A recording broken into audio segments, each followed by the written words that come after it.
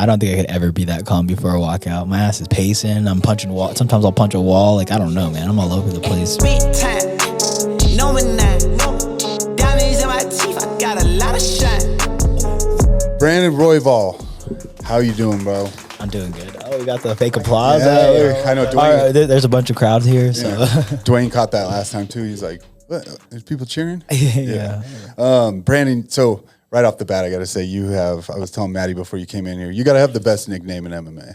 Yeah, straight up. I always think that too. I'm like, I don't know how I get away with it, or like even to the point like right now, it's like my next fight's gonna be for a belt, and it's like, are they gonna say that and just it'd be cool? What if I win the belt? What if I win the belt? I'm over here talking to kids. Yeah, and it's RawDawg if you don't know. Brandon RawDawg Royval. And hearing Bruce Buffer do the whole intro, like Brandon RawDawg. Dude, it kills me every time I'm at home and I start laughing, just hearing him like just pronunciate it. I feel like before fights, that's like what I'm just like, is he gonna do it? Is he gonna do it? Like, oh, he did it. I know. The first time like, the first time he did, I was like, oh shit, they're gonna let that fly. Yeah. The first time I ever used it was on that World Series, and I got put on TV, and they said it. They're like, Brandon RawDawg Royval. And I was like, damn, I can't believe that just slid like that, and then slid like that. Yeah, pun intended. Yeah, it's RAHW, so it's not like RawDawg, it's RawDawg, right? Yeah. That's how you get away with it. Yeah. And that's why I spell the dog DAWG. So there's like little things you can do. Yeah, it's a workaround. And see, I've known you forever, and I actually don't know why. Where does that come? I mean, I know where it could come from, but where does the nickname come from? Oh, it comes from where you thought it come from. Yeah, you know what I'm saying? He said it in an interview, I'm pretty sure. It came from coming. No, I'm just kidding. But like honestly, I really just I'm the story that I've always stuck to, or the story that I've been sticking to, is John Allen, his roommate, was like yelling RawDawg him or something. And it was one of those like jokes in the gym forever where they're like, just say Brandon RawDawg Royval, or I was like RawDawg him Royval, and it kind of switched over a bunch of stuff. I kind of still wish it was RawDawging and I made it more of like a noun than just like a thing, like it was an action. Yeah, RawDawging, but whatever. But and then I guess before that World Series of fighting, I was like, I'm gonna see if they do it on World Series. I'm like, let's see if I can get away with this, and they did it, and I knocked the dude out, and I was like, all right, I guess that's my nickname, like. So it kind of turned into that, just based off superstition, and mainly just seeing if I could get away with it. And now it's like it's came this far. No pun intended. Yeah. Dude, there's so many ways you can run with this. Yeah. I've made up so many different stories too. Like anytime I'm on like important podcasts, they're like, how'd you get the name like RawDawg? I'm like, oh, I have 4 kids. Like, what? I'm like, yeah. I just like 4 kids, 3 baby mamas, or I'll switch it up all the time, and just make up something. They're gonna call you Nick Cannon. Yeah, exactly. No, I remember because. So those of you listening, like I've known Brandon forever, and we used to share the training room, same gyms for a long time. And yeah, I just remember everybody started calling you RawDawg at some point, and I was out of the loop. I was like, I don't know where it came from, but that's awesome. Yeah. I need a nickname like that. It's also just weird, like when someone like I'm walking down the street and someone's like RawDawg, and I'm like, what the fuck? And like I turn around and I'm like, hey, all excited, and then I walk away and I'm like, what a weird interaction if like somebody just saw that like across the street, or like they're like, that guy just yelled RawDawg and the other dude just cheered him on, and it's just like and it's always men, so it's like people are judging for sure. But Chris Camozzi. Yeah, you could take that there one. we go. Maybe I'll try that my next fight. Bare knuckle would probably let it go. Oh yeah, for sure. I could not believe those bare knuckle fights were the funnest thing ever. I couldn't believe that event. I saw like 4 fights in the crowd. It was just a great time. Rowdy. That was like one of the coolest shows I've ever been to. I went to one I've seen the next week, and it was like a whole different crowd and environment. I know. I went too, and it was all like buttoned up. It felt like a very high class event. And then even so, when I left the ring. You're going through the back doing all your interviews and everything, and I was going through the corridors, and at one point you could see the exit doors, and all these cops came running past me because there was a fight at the exit door even, and like the fights weren't over yet. There was like 30 people out there. I was like, oh shit. Like I was standing there watching because, like the corridor or like the tunnels, and then if you go here, there's like the actual where all the food and like concessions and stuff are. Yeah, I was like, I'm gonna stand here and watch another fight. Yeah, you get a free fight. I couldn't see what was going on. There was way too many people, but the cops were laughing as they were running by, like they were pumped about it. Yeah, for sure. Then there was like a fight going on over here, and then somebody was like breaking up the fight, and then they get into an argument over here, and the security guard just did not know what to do at all. And I'm just sitting in the back, and I'm like, this is exactly what I wanted when I came to this event specifically. When we're walking in, specifically, when we're walking in, I saw some like chick, high leather boots, like tatted up to the fullest, piercings all over. And I was like, oh, cool. This is the kind of like crowd we're going to get today. I was like, this is what I was hoping for, like a little punk rock kind of concert or something. Sure as shit, this girl's a champion of she was fighting later on for the belt. That Christine Ferreira. Korea. I know, me and my friend walked around and I'm like, this is the exact crowd I was hoping for. And next thing you know, we're watching this chick fight in the cage. And I was like, oh, okay, this is that and beyond. Yeah, it was a fun event. And they were, a lot of people probably don't know, but they're shooting like a documentary or something. So we all had to sign releases and they were going around. And I was like, man, this is the event to do it like that. Cause like the crowd was rowdy. It was full and it was just like, everything was cool. I'm like, this makes for good TV. If you want a documentary, this is the one to do. Yeah, exactly. The first Bank Center was packed and it was just like, that was a cool one, man. And that was definitely one of the best shows I've been at, the first Bank Center. And it was like cool. Like the one FC's like, there was like a lot of like talent in my weight class and like a lot of like reasons I should have looked forward to that. When I left the ONE FC, I was like, damn, that BKFC event was so much cooler. Like Conor McGregor came in out of nowhere. Like all I hear was like screaming. I'm like, oh, cool, another fight in the crowd. I look over and then Conor McGregor's just walking past. And that dude's just like exactly who you'd want him to be, I guess, is like he's over here grabbing this bottle. A bottle of whiskey. Yeah, a bottle of whiskey in the air, handing out shots. I was like, damn, this feels like a rapper.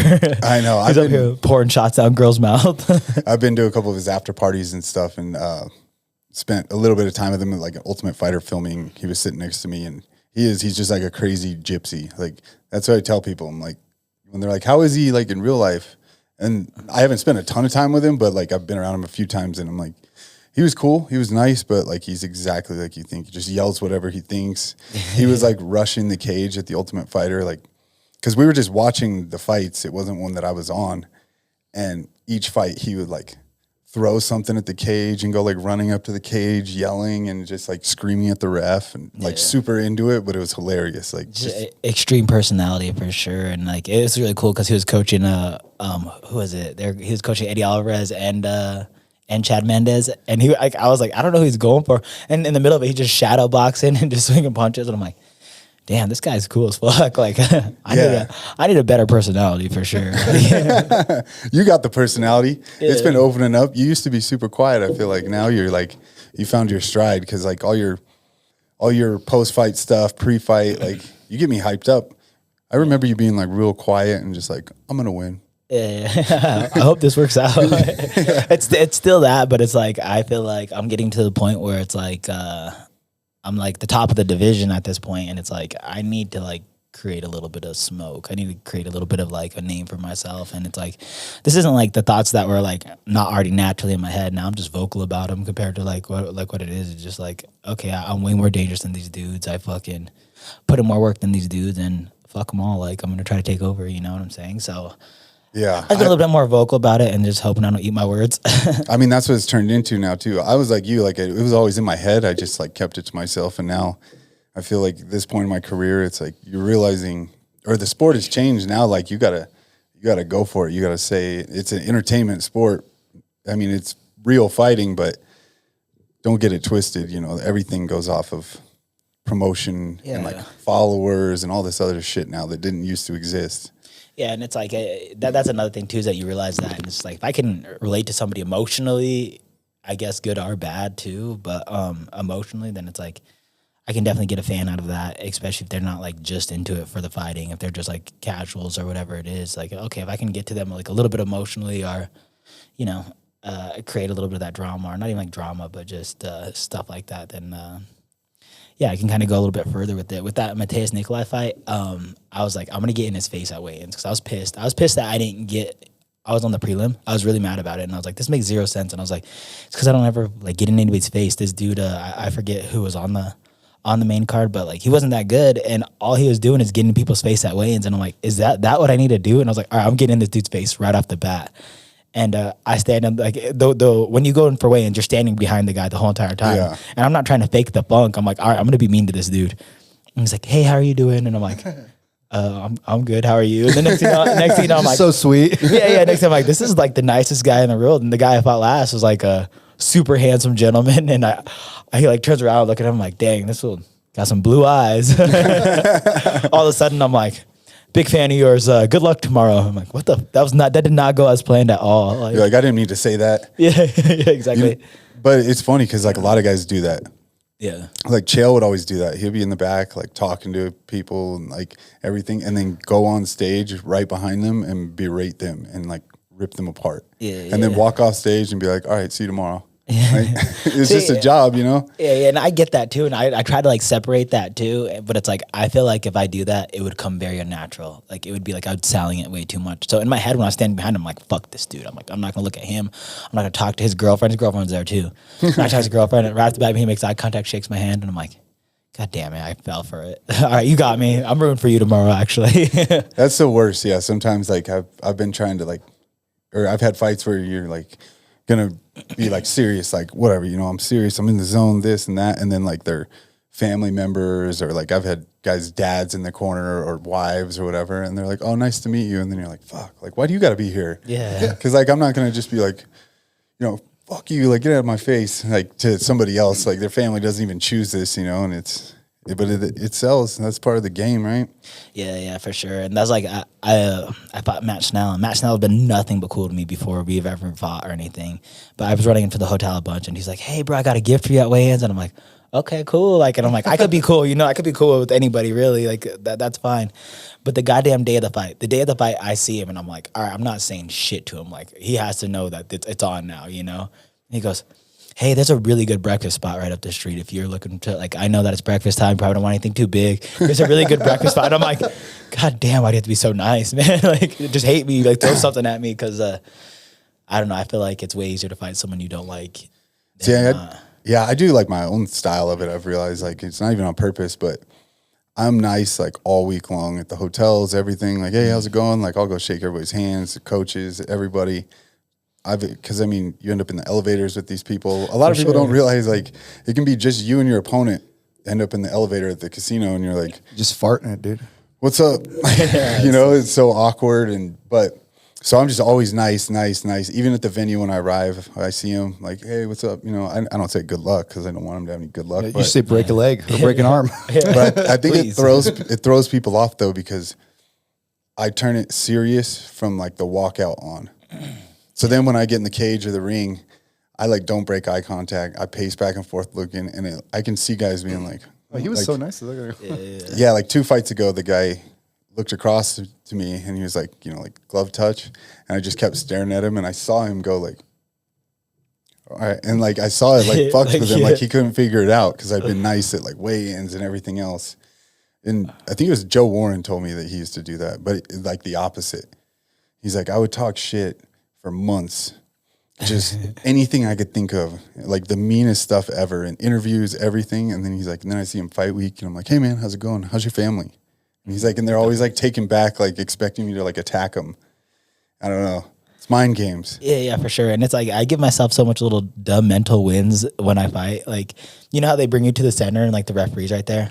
Like I'll go there and I'll start bouncing, and then I'll notice them bounce or something like that, and I'm like, oh, you're already on my timing. Like I'll have so much stupid shit like that, or like I'll go put my hand out first, and then they knock me, and then I'm like, see, you're doing exactly what I want you to do from the very beginning. Yeah, and it's just like stupid things that like are that, you know. And it's like I always try to take these dumb little mental wins right before the fight, and I don't know, fighting's one of those things that it's like whatever you make up in your head, if it's positive, then run with that shit, because I've had that. Yeah, I was like puking in the back room of my last fight. Like we ate some horrible food, man. Like I did not want to eat that breakfast spot. He got you. Yeah. You did exactly what he wanted.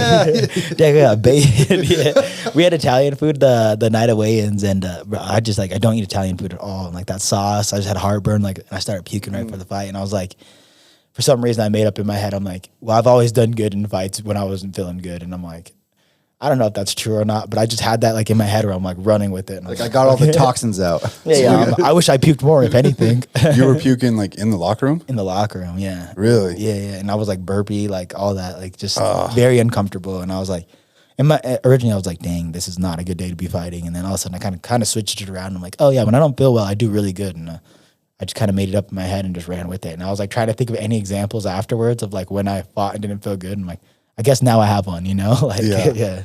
I have that too. I mean, I've always said like every time, not every time, but like sparring, you know, we used to spar Friday nights, or even now like sparring, there's times where I'm like, man, I'm exhausted, or like have a headache or whatever, whenever something is like bothering me, I do way better. Yeah. I think because I don't overthink anything else. I'm just like, feel like shit, just get it done and get out. Yeah, you think you just take that pressure and maybe like lower the expectations of yourself, and you just like kind of free yourself maybe in a little bit too in the process of it. Yeah. It could be like one of those things of, but I don't know, man. I'm still figuring it all out. I mean, it's like, I still get sick to my stomach on Friday mornings. I'm like, God, I got to do this shit today. Like, yeah, I still like, I swear every fight I get hurt in, I win. Yeah. Because I know my mindset changes. Like when I get cut or Take it personal. no, I just like, I stopped thinking so much about like, or overthinking. So when something's hurt, like when I fought Jacoby, you know, like my finger was like broken sideways the first round, I think it was. And I could hear his coaches yelling for him to shoot.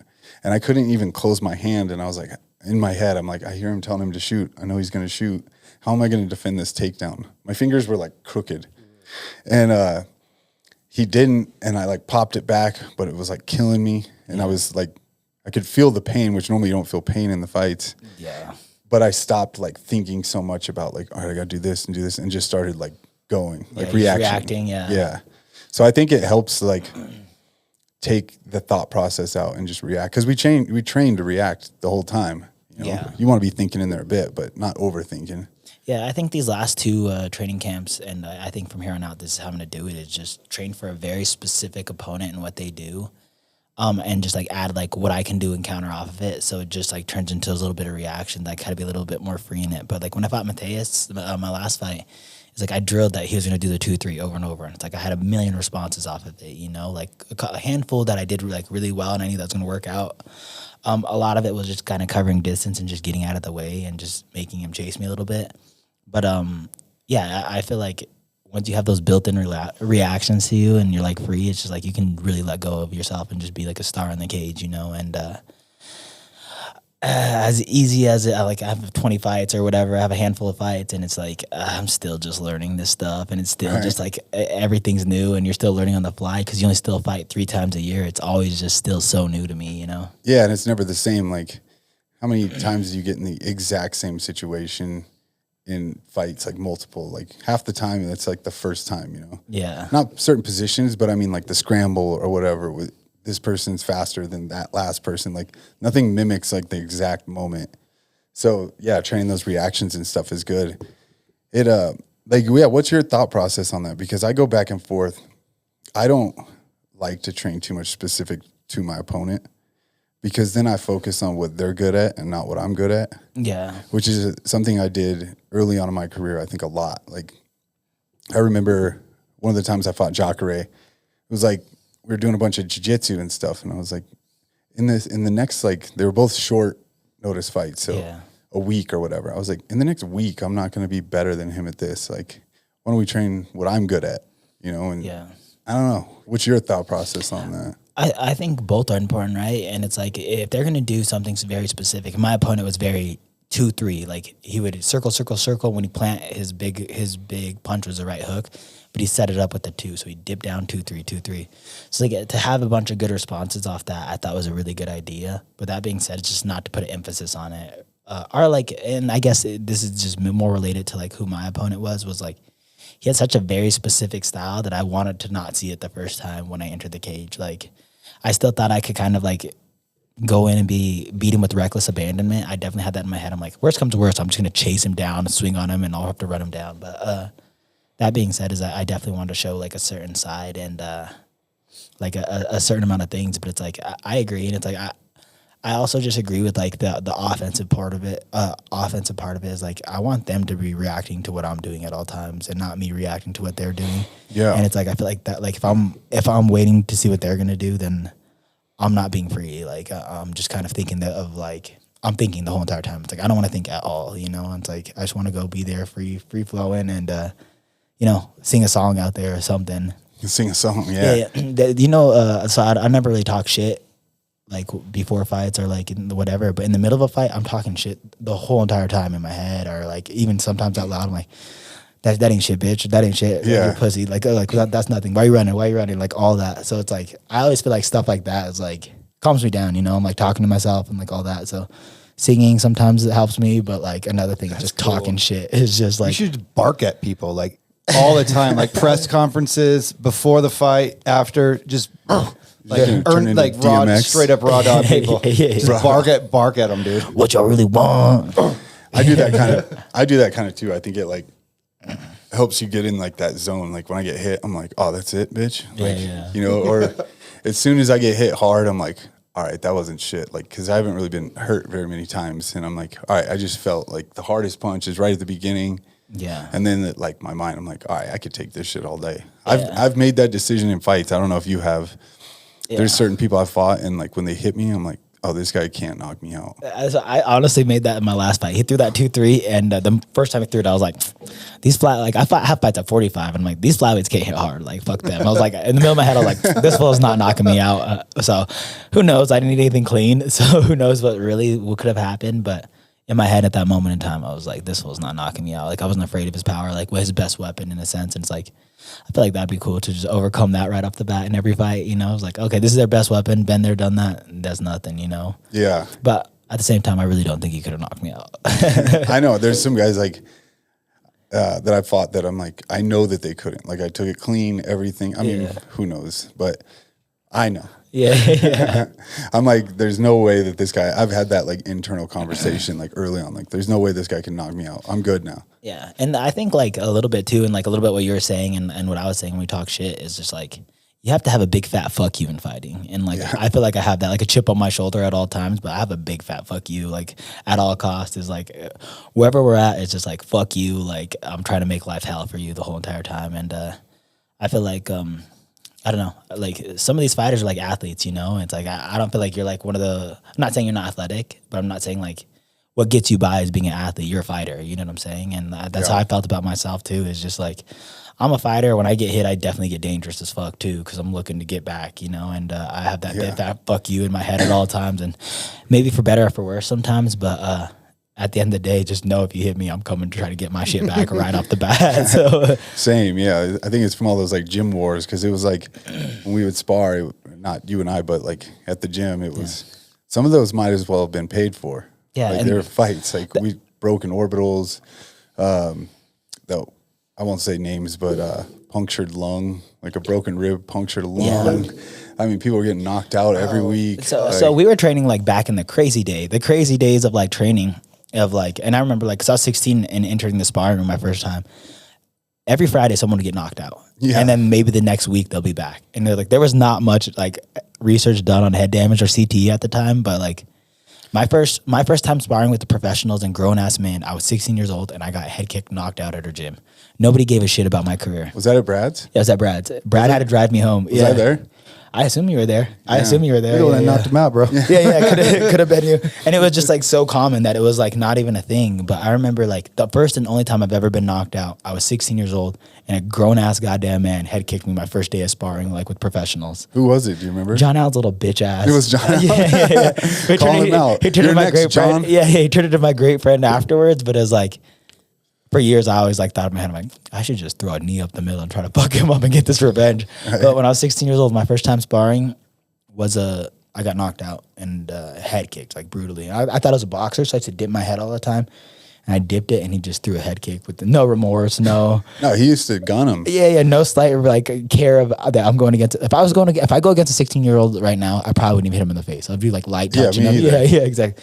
But nobody gave a shit about me or Brian. Yeah, Brian's been on here. We talked about that. How he was just like got the shit kicked out of him in the beginning. Like Camozzi paid for him to come to beat him up. I was like, I need somebody my size. He wasn't my size back then though. He was fighting like 155. But those were like pretty crazy fun days. It was like a tiny mat, holes all over the wall. Only like 2 groups of people, so 4 people could really spar at the same time. That's how big the gym was. It wasn't much bigger than like this room. Yeah, honestly, that is crazy to think about. And it was like we had to put plywood up because like we kept driving holes through the walls, the drywall, like to the nail salon or whatever the fuck it was. the takedowns like would hit the wall. There was an Italian restaurant next to it. Remember that? Yeah.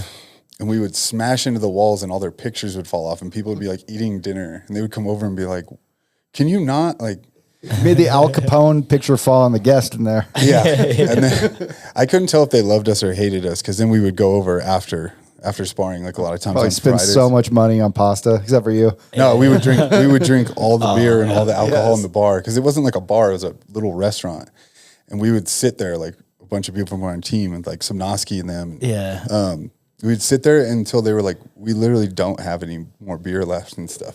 They probably love that. Yeah, I couldn't tell if they needed liked that. us or hated us. A little bit of both for sure. But yeah, those are crazy days, man. And like, even to think of like times like that, like I had to get so good in the pocket because how small our area was and all that is like, I don't know. I feel like there's like a certain advantages to training like a little bit of a small gym like that too. Yeah, I was going to ask, do you think you guys have an advantage because you came from that kind of upbringing and fighting? I think so. Like he was saying, and I talked about it with Dwayne last week, where I think us training at Brad's and it being such a small gym was so much better for development than it was going to like ATT where there's 500 people, you know? Yeah, 'Cause yeah. nobody gives a shit about you. Nobody's putting time and effort. And we had such a small team that it was like Brad was training all of us individually and then like running practices as a group too. You got Yeah. like nurtured more? Yeah, and it was cool too. Like there were some cool moments in there, like for sure, especially being like a 16-year-old. I remember some guys came from Omaha, and I can't remember their names, but some professional kickboxer came from Omaha, whooped my ass, like beat me bad, like was trying to fuck me up, and like that was just the environment too. Is like you really had to like love the sport to be there because you weren't making money and you could get hurt. But right afterwards, one of the guys, Jeremy Malter, just like, hey, we're going next. And whooped his ass for me. And I remember just being like, hell yeah, that's like, he went and did that specifically because this fool was trying to take my head off. And I was, like I said, I was 16 years old at the time. Like I was pretty young and like, it wasn't like I was big, you know, like I probably weighed like 140 pounds tops. And yeah, it was cool because there was like still that camaraderie and still just like, it was a room that like, I don't know. It was a tough room. We were the best in Colorado at the time, you know. Those are like outliers, huh? Because you had this such a specific upbringing. Yeah, Yeah. and I mean, I think it was probably tough at a bunch of gyms like that, but in our gym, it was for sure like a bunch of grown-ass, big-ass men, and it was scary, man. It was scary for sure. Especially for like you, yeah, there was like, we didn't have enough people to have weight classes, so you just went with who you went with. Like we probably sparred and stuff, but Yeah. the coach, nobody cared. They were like, well, it's your turn to be in there. And you're like, but he's 240 pounds. And they're like, doesn't matter, get in there. Like, You know what I remember too is like when I was younger, anytime someone brought their girlfriend, and it's still the same way in the Yeah. gym, you better be ready to fight. Like some dude used to like bring his girlfriend in and they'd ask me to go, and I'm like, fuck, all right, yeah, sure, I'll go with you. But you know that they're gonna like. you talking about Marcus?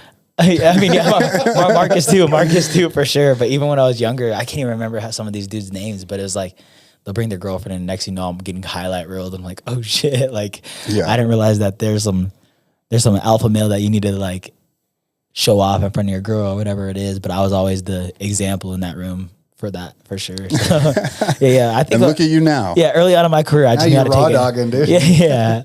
Early on in my career, I had to learn how to take an ass whooping for sure. And Now you'd beat him up and raw dog his girlfriend. I know what the fuck. Where is that man? Honestly, I gotta reach out to Brad to find out some of these people's name. You know, go back in time. Get his email list. Still go knock out John Allen. Yeah. Still on my to-do list. I got John's number. I talked to him not that long ago. Let's get him over here, dude. Like we should have invited him in here. If I would have known that, we would have had him come in. lure him in, me swing on him. It's like some Maury shit going on. Like, by the way, behind this door. Do you still talk to Brad? no, I haven't talked, heard anything from him since the day he left, which is like the craziest thing. So. Yeah, me either. Just disappeared. But all right. Well, Brad, if you're listening, man, we miss you, buddy. Yeah, there's no way you're listening to this shit. Yeah, there's no way.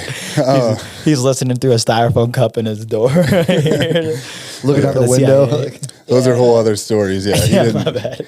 He didn't believe in modern society, I would say. Yeah, for sure. he's like, all the money from the gym's buried in the backyard. Yeah. Basically. Yeah, kind of. Like actually, Yeah, like, Brad, what's that like leftist group called where they're like, I don't know, it's like an extreme anarchist. Yeah, like this extreme leftist group. I wouldn't say anarchist. I would say like the soft version of them. Like, do you remember like that leftist group and then like the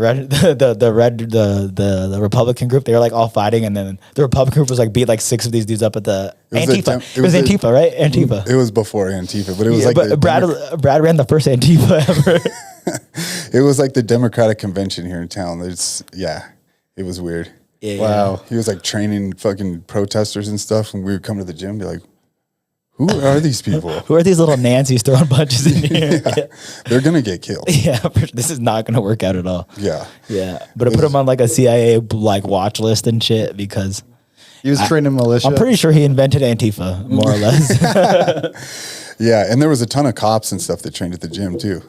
Yeah, I remember that. I was such a degenerate when I was like young. I was like 16 years old, but like when you're 16 years old, like I don't know, I was like a bad 16-year-old, and that's like to a certain degree. And we train with cops. I'd show up like fucking like an asshole, like all high and like all like drinking and stuff. And like I remember on Friday nights I'd come in like I hurt my shoulder like a long time ago, but I'd come in on like those Friday nights and like drink, and I'd come watch sparring like a fucking idiot, and I'd be so afraid of like, well, we got cops in here, we got all this, and They can like, smell my breath. I know, right? You got gum. It was like neutral ground though, so it was like you couldn't get busted in that room. I felt safe, but it was the moment I left, I was like, oh shit. Yeah, it was such a weird mix of people in that gym. I mean, a lot of gyms are like that if you actually ask people what they do, but that was such a weird mix. When my brother was on here, I was telling stories like that too, because I'd be training at the gym, and then I would have like house parties at my house on the weekends, and they would break them up every weekend. Like I would turn the sprinklers on the cops and like do all kinds of stuff, and then literally see these guys at the gym. They're like, "Hey, we were at your house the other day, asshole." Like, oh, really? I'm like, "Oh, I didn't know it was you." Like, I would run from them.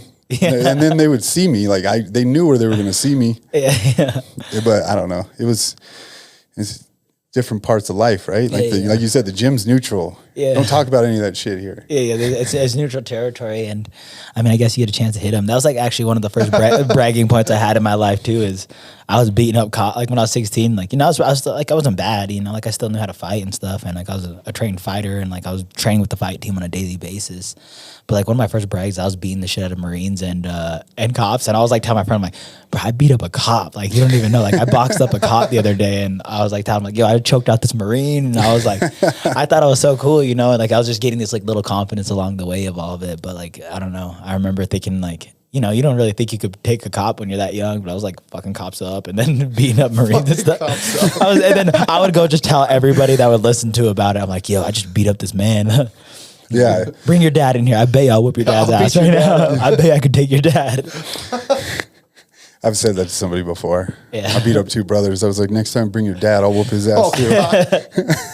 Bring the whole family lineage over. Yeah. I don't know if you remember this too. Maddie, we had one guy that was a parole officer training at the gym, and then his parolee trained at the gym too. Oh yeah. Do you remember that? Yeah. I won't say their names because I think he lost his job for it, but it was like Did he bring him in? He brought him in, didn't he? I think he did bring him in. He's trying to better him. Yeah, What's he's trying to wrong with better his that? life. That's Yeah, great. for That's a sure. great officer. But I think he cornered him too and like walked him out in handcuffs and stuff for the show. And, like, I think he ended up losing his job because of it for having like too close quarters. Do you remember who I'm talking about? Yeah, I think I know exactly what you're talking about. Which is, I mean, that sucks. But that being said, There was another guy that was in the police academy at the time. Fuck, it might have been the same dude. He was in the police academy and got kicked out because a bunch of us were doing like backyard boxing, and he was reffing it, and we'd like videotape it, like beating the shit out of each other in like the yard. That's hilarious. And it got on video, and he was like the ref. And It's on Live Leak. Yeah, and the police academy, they like, you can't be a cop. Like, what are you doing? It might have been the same dude. He might have lost a few jobs. Because he could have been a gym. great cop too, man. He could fight. Yeah. Yeah, it was for the people. Yeah, exactly. Yeah. Looking out for everybody. So take me back, switching gears here, because I didn't get a chance to look, but correct me if I'm wrong, because you have such an exciting fighting style. I was telling these guys before, and I tell people all the time, you're probably if not, or probably top 5 most exciting guys in the UFC, if not the most exciting. You just go for it. Yeah. You're spinning elbows, everything. You miss a kick, you're like coming around with something else. Did you win your first fight by flying triangle? No, I went for a flying omoplata, but I won by triangle. So he was like going for a single, and I jumped for omoplata like in the air. Which is even harder. Yeah. It was way dope. like- I know that. Yeah. It's like That's why my shoulder hurts. I still don't know how many people went for like a omoplatas back in the day. Like omoplatas wasn't even popular back then. Yeah. But flying omoplata was like, I've never even seen anybody do it. And I was trying to hit that shit all the time in the gym, but I hit it, and then he rolled out of it and then turned around into a triangle, and I choked him with a triangle. So And that was your first fight. no, it was probably like my 3rd amateur fight or something like that. 2nd amateur fight. My first fight, I went to war with some dude. Like I just beat the piss out of some kid, basically. I went to war. You just basically. I went to war. He was also there. He was the punching bag. Yeah, it was one of those weird things too, because I've never it was my first like cage fight or whatever. But I was beating his ass, and he gave me the choke, and I remember thinking, I'm like, damn, that was like the craziest thing. Like I went for the choke, he had his neck down, and he lifted his chin up and gave it to me, and like gave himself a way He's out. like, I'm you done. know?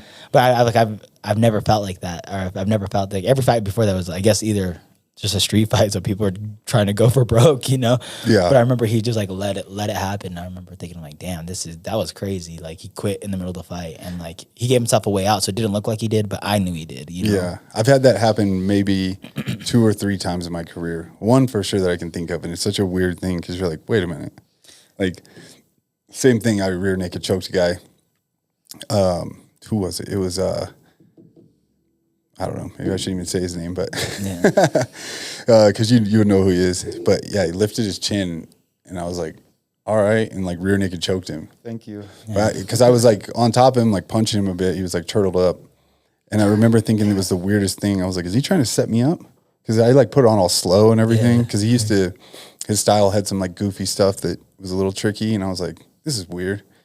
But no, he just tapped right away. I didn't even get to squeezing super hard. It was just like he decided he was done. Yeah, getting chokes way less brutal than if I decided to ground and pound him, or if you were ground and pounding him. So it's like I get it. At the same time, I was just like, I was so thrown off guard, and I remember like being home and I'm like, damn, I was beating that kid up so bad. He literally like gave his chin up. Like, I don't know. It was a weird day for me, and it was weird to just beat the piss out of someone that you don't know. You know, I was like so weirded out, and then like I was like, you know, I just turned 18 or like something like that. But I remember I literally went there and then started drinking with my friends. And I woke up, looked at my like feet, and I didn't shower. I was like so gross. Yeah. But I looked at my feet and there's blood all over it, and I was like, damn, like that was a weird 24 hours for sure. You know, like I know. I had all walks of life, like sadness, all the above, to excitement, and being probably blacked out, to waking up with all the remorse in the world of whatever happened throughout that night. Yeah, for sure. Plenty of regrets. Yeah, like fighting is such a weird thing because like I always think before the fight, you know, the day of, it's a weird feeling because you're like, you know, you're going to get in a fight tonight. And you're like, no matter what I do, I could be nice to everybody today. Yeah. I'm getting in a fight tonight. It's like a weird thing to wrap your head around. Not so much now, but it used to be. I'm like, man, that's so weird. Like I'm 100% fighting somebody today. Yeah. And then you fight. And then usually, depending on who you are, you go out partying after, and you're like, by the end of the night, you're like, wait, I literally got in a fight earlier. Like I fought somebody on TV. This is it is like a weird 24 hours. I should be putting all this alcohol in my brain right now. I got moved around. 24 hours before this, I was 100% dehydrated. Now I'm dehydrated off alcohol choices and all the above. Yeah. It's kind of crazy what you put your body through in those like scenarios. I know. I actually stopped drinking after my fights because it was just like, I feel like I need like a day to just process everything and all that. So it's like, I used to go and like drink and party and have fun after a win or whatever. And, you know, if I lost, I'd be sad, but I'd go party and have fun after that. But it's like, I don't do that anymore. It's like, I have to like wait a good 24 hours, like go through like all my emotions in my head and all that. Yeah. And I'm like up all night too. That's like another thing that happens to me is like I don't know if it's an adrenaline thing still, but it's just like, I'll just lay in bed and like, I cannot go to bed at all. It's adrenaline. Yeah. I can't really sleep either. I'll be up all night too. But you're a better man and more mature than me because I go out partying every time. I'm either going out to drink away my sorrows or rage because I fucking won. There's no middle. I saw him go from like the healthiest he's been for like a couple weeks to like blacked out the night of the BKFC. I wasn't blacked out. You had the Chris smile on it. I just saw the smile come out. Yeah. I didn't know what I was talking about. It wasn't making sense, you know, whatever. When I was it was awesome. When I was on Fight Island, I was the only one that stood there. So as soon as you fight, like within a couple hours, they fly you out of there. But I was going to stay in corner Youssef. So I was stuck out there for like 2 more weeks because it was like during COVID and all that stuff. So flying back and forth necessarily like didn't make sense at the time. But I got drunk as shit with a bunch of the other fighters and then the cornerman that came through, and I bought the whole bar out and I did not remember it at all. Like I paid for everybody's tab and I did not remember it at all. And I was like looking for my card the next day, or I was looking for like my hat, like a coat or whatever the hell I was wearing that day. And I went up to the upstairs bar, which is also like a pool bar. And the bartender was like so stoked to see me. Hey, Brandon, how are you doing? I have zero recollection of this guy's like our last encounter, his name, all that. And I'm like, how did this dude know me? And he's like, yeah, we're so happy you bought everybody's drinks last night. And I was like, what are you talking about? Like, what the fuck? Like, that's not what you want to hear. Yeah, that was 100% not what I wanted to hear. I was like, do you have my shirt? He's like, yeah, I have your shirt. yeah, yada yada. He's like, oh, thank you guys for buying the bar. I'm paying the tab all yesterday. I was like, paying what tab? Everybody's, what the fuck? I've done that. Yeah, Vegas. Yeah. I remember I fought in Vegas. Won. It was a big fight for me, and then had an after party at one of the clubs. And then I ended up buying like a bunch of bottles and everything. Like they comped the first few, but I went with like a huge group of people. And then I bought like more and more bottles, and I was just like signing the tab for everybody, like in the whole area. Damn. And it wasn't anything crazy. Like they still hooked me up, but it was like $5,000 or something. And I like sent it to my accountant. He's like, what the fuck is this? Like you can't write off a fucking nightclub in Vegas. And I was like, it's work. Like It was my party. yeah, it was my party. I was had to be there. marketing, yeah. Yeah, and he's like, there's no chance that this is counting as a write-off. It was That's networking. crazy. You can't write that off. Right? Well, not that amount, I guess. He's like, make it reasonable. How much was yours? Do you remember?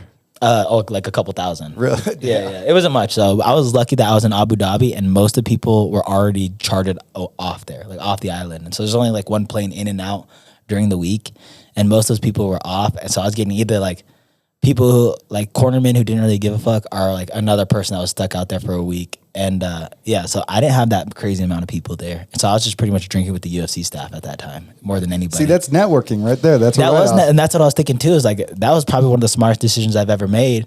Was now like I made a bunch of friends with the UFC staff, and I was like, it did a lot of like good things being out in Abu Dhabi, and then mainly just blacking out with all those party animals. Yeah. They invite you out every time now. They're like, he's gonna pay the tab. Yeah, Watch this. they do. Like I started getting in with them too, and like if I was cornering my brother or whatever, they'd be like, "What are you doing tonight?" You know, and like go out and like they have company cards, so I'm like, "I'm going with you guys." Like you get into all these like exclusive clubs that are like I've went to some really cool ones that were like closed to the public, like celebrities only and stuff. And I'm like, I don't even know why I'm here, but Dave and I'm Buster's? here. Yeah, Dave and Buster's. Yeah, You know? straight up.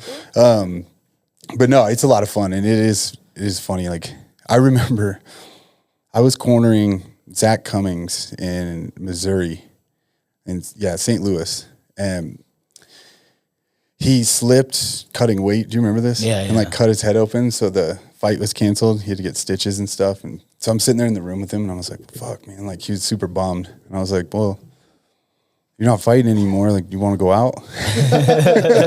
We went out like. Yeah, I got back. I think he left earlier than me. I got back, and they were doing the weigh-ins at the hotel, and I'm like hammer drunk. Like I'm still wearing clothes from like going out, and probably smell like a fucking I don't know saloon. Rhymes with Rip Club. And I was like, and I was like, oh, maybe I'll go to the weigh-ins, go check it out. I went in there, and it was Uriah Hall had passed out or something, and he was fighting Vitor. And my like half drunk ass, I walked up to Mick Maynard and I was like, "Hey, I'll fight Vitor tomorrow. I can make weight right now." And he was like, "We're good, man. Thanks." Like I'm like, He's like, "We can fight tomorrow." I was like, "Are you sure?" Like I'm dead serious. And he was like, "Nah, we're good, man." That's so funny. Hey, hold this. I'm gonna go weigh in real quick. Yeah, Hold my just beer. stripped down. Probably would have puked or something. I don't know. What a disaster of a sport though. Is like two people passed out and like compromising the whole entire fights of that. It's just like what we put ourselves through is so fucking wild sometimes, you know? It is Do you weird. have to cut weight right now? No, I don't cut anymore. Yeah, I can good for you. diet myself down. It's weird. I can almost 185 was horrible for me. I mean, I'm sure you remember. Like I would fucking get skinny and Chris uses crystals now. yeah, I will it. Oh, yeah. No, but crystal meth. It's Yeah, that's what I said. Crystal. 1 week. yeah, this will make me lose weight. Just so now it's weird because I'll walk around like 220, and then if I just start, I don't change anything. I just start thinking about it and stuff, and my weight will like go down each day. This last fight, I woke up, I gotta try that. ate breakfast, had coffee and some water, and then went and got on the scale. But I usually walk around like 220, weighed in at 205. I didn't do any extra cardio. I don't know. He just poops more, dude. Yeah, breakfast Yeah. is not an option for me the day of weigh-ins. It was like I was going out there with Dustin, who also doesn't really cut weight, and he's like ordering pizza. I was like, I didn't even want to. Like, I'm hanging out with this dude. We went to go watch a movie. He's like, "Oh yeah, I'm gonna have popcorn and this." I'm like, "You're eating popcorn? Like we weigh in 3 days, you know? Like I would not even think about having anything but salt. Like salt's not an option for me during those times, and it's like, I don't know. Yeah. It's not like I have a hard time making weight, but it does like it's not fun. You know what I'm saying? It's like I know it's not fun for anybody, but there was like when I fought 35, I was such like a reckless, like I would eat donuts and shit, you know. I was also like a little kid, but like at the same time, it's like It does I miss keep that. you. It keeps you more disciplined. I'll give you that. Like when I went up to 205, I was like, all right, I have to like will myself, like make myself at least be disciplined. Like I can eat more, don't have to cut, but don't eat like shit. Don't, because like sometimes you can take that as like leeway. Be like, well, if I'm not cutting anymore, then like I'll just eat whatever I want, and it's still like fuel for the car. That's what I tell myself at least. I don't know. I know I can make 125 in 2 weeks, and when I figured that out, I pushed it to the limits so many times that it's like I can't do it. Like last time I was walking around like 147 2 weeks out, and I called my nutritionist. I'm like, yo, what are we gonna do about this? So I started cutting things early because I just didn't want to miss weight at all. I knew this fight was important. But that being said, I know in 2 weeks I can make it if I stay super disciplined. But if I stay disciplined at 4 weeks, it's super easy, you know. And it's like I guess I have to kind of get to that point. But yeah, once I found my little leeway, I can get away with 2 weeks for sure. I'll do that then, you know. I mean, that's why we were fighters. Like you push the envelope more and more. I respect it. Yeah. Do you use Tyler Minton? Yeah. Okay. Tyler's the man. Tyler used to be my nutritionist too. So he'll travel with you, stay with you, cook all the food, everything. But he like programs out diets for however long it takes. I mean, he'll send it to you 6 weeks, 8 weeks. You got to check in with them. And then like, it's a cool program. And it's good to see that he's like blown up so much. Cause I think Kraus was probably the first guy to use him. And then I think I met him through Kraus, but he was like brand new at the time. Yeah. And nobody really knew who he was. And just slowly people started seeing him more. And then like, I think I introduced him to Weidman. Then he worked for Weidman and like Cormier. And You cross find him on Discord. His bookie. Yeah, it was Cross's bookie. that Discord doesn't exist. I know. Sorry. People have asked why we don't talk about. Favorite joke. I know. There's so many.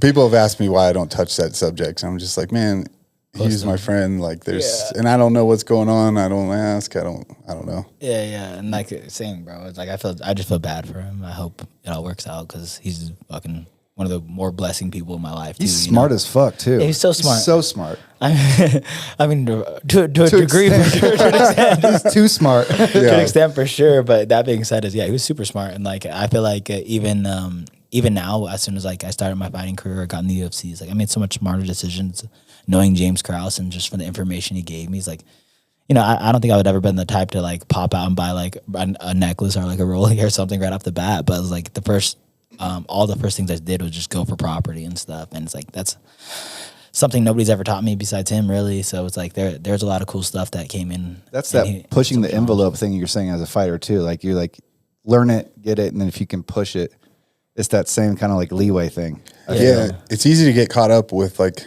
fighting career if it's going well, and you're like spend it, and you're like, well, I'll make more. I'm gonna fight again. I'll fight again. I'll fight again. I'll fight whenever I need money, but then you lose or you get hurt or whatever. Yeah, that security is not there. So it's easy to get like distracted. It's kind of like NFL guys, like rookies that get signed to a team and they're like, oh, I'm a millionaire now. I made it. And then they get cut like a month later. The team's like, never mind. Do you have any advice for like fighters coming up financially that you learned or something like that where it's how to invest or what to do with your checks between fights? Yeah, definitely just make investments. Like spend your money on something that's gonna make you money for sure. And it's like I feel like I've been overly like that way my whole entire career. This is the first time I ever bought nice shoes and stuff and like a car. I've been driving the same car since I was. Did you get a new car? I was gonna say not last time, but I feel like you just got it then, right? Yeah, I just got. Because I saw you driving in your old car you've had forever. Yeah. Not that long ago. I was driving a beater. I wouldn't say I took care of it for sure, but it was like a beater. You could tell when he's pulling up is what he's saying. No, I mean, it was a nice car. It was just like he'd had it forever. Like, that's the way to go. I've had it paid off for like 6 years and stuff. And someone that everybody's been telling me to buy a new car for years. And they're like, you made bonuses, yada, yada, yada. And I'm like, I'm not going to buy a new car. I'm not going to buy anything that's not going to make me money right now. But that being said, I finally bought a car because my shit was breaking down. Like it wasn't breaking down like on the like, but it wasn't holding up well in the snow. It wasn't doing anything, you know. And it's like I don't have a modern car slightly at the time, so I was like, I finally bought a new car. But I feel like finally press a button to unlock it. Yeah, exactly. What'd you get? I got a Tesla. Oh, you did? let's Yeah, go. yeah. You and Yusuf, huh? Yeah, yeah. And well, I don't know shit about cars. I never really cared about cars either, to be completely honest. But I definitely don't like paying for gas. So Yeah, I don't know shit about computers. That's why I'd probably never get a Tesla. I wouldn't use any of the features on it. I feel like somebody would get in and be like, you can do this. And I'd be like, shit. Chris is still holding his phone for a map in the Tesla. I do that in my car now. It goes on the screen, but I still like look at it. I'll put it between my legs, look down. I literally did that on the way here. I was like looking at this and I was like, I could have just typed it in here, but yeah, I probably shouldn't have got the Tesla looking back.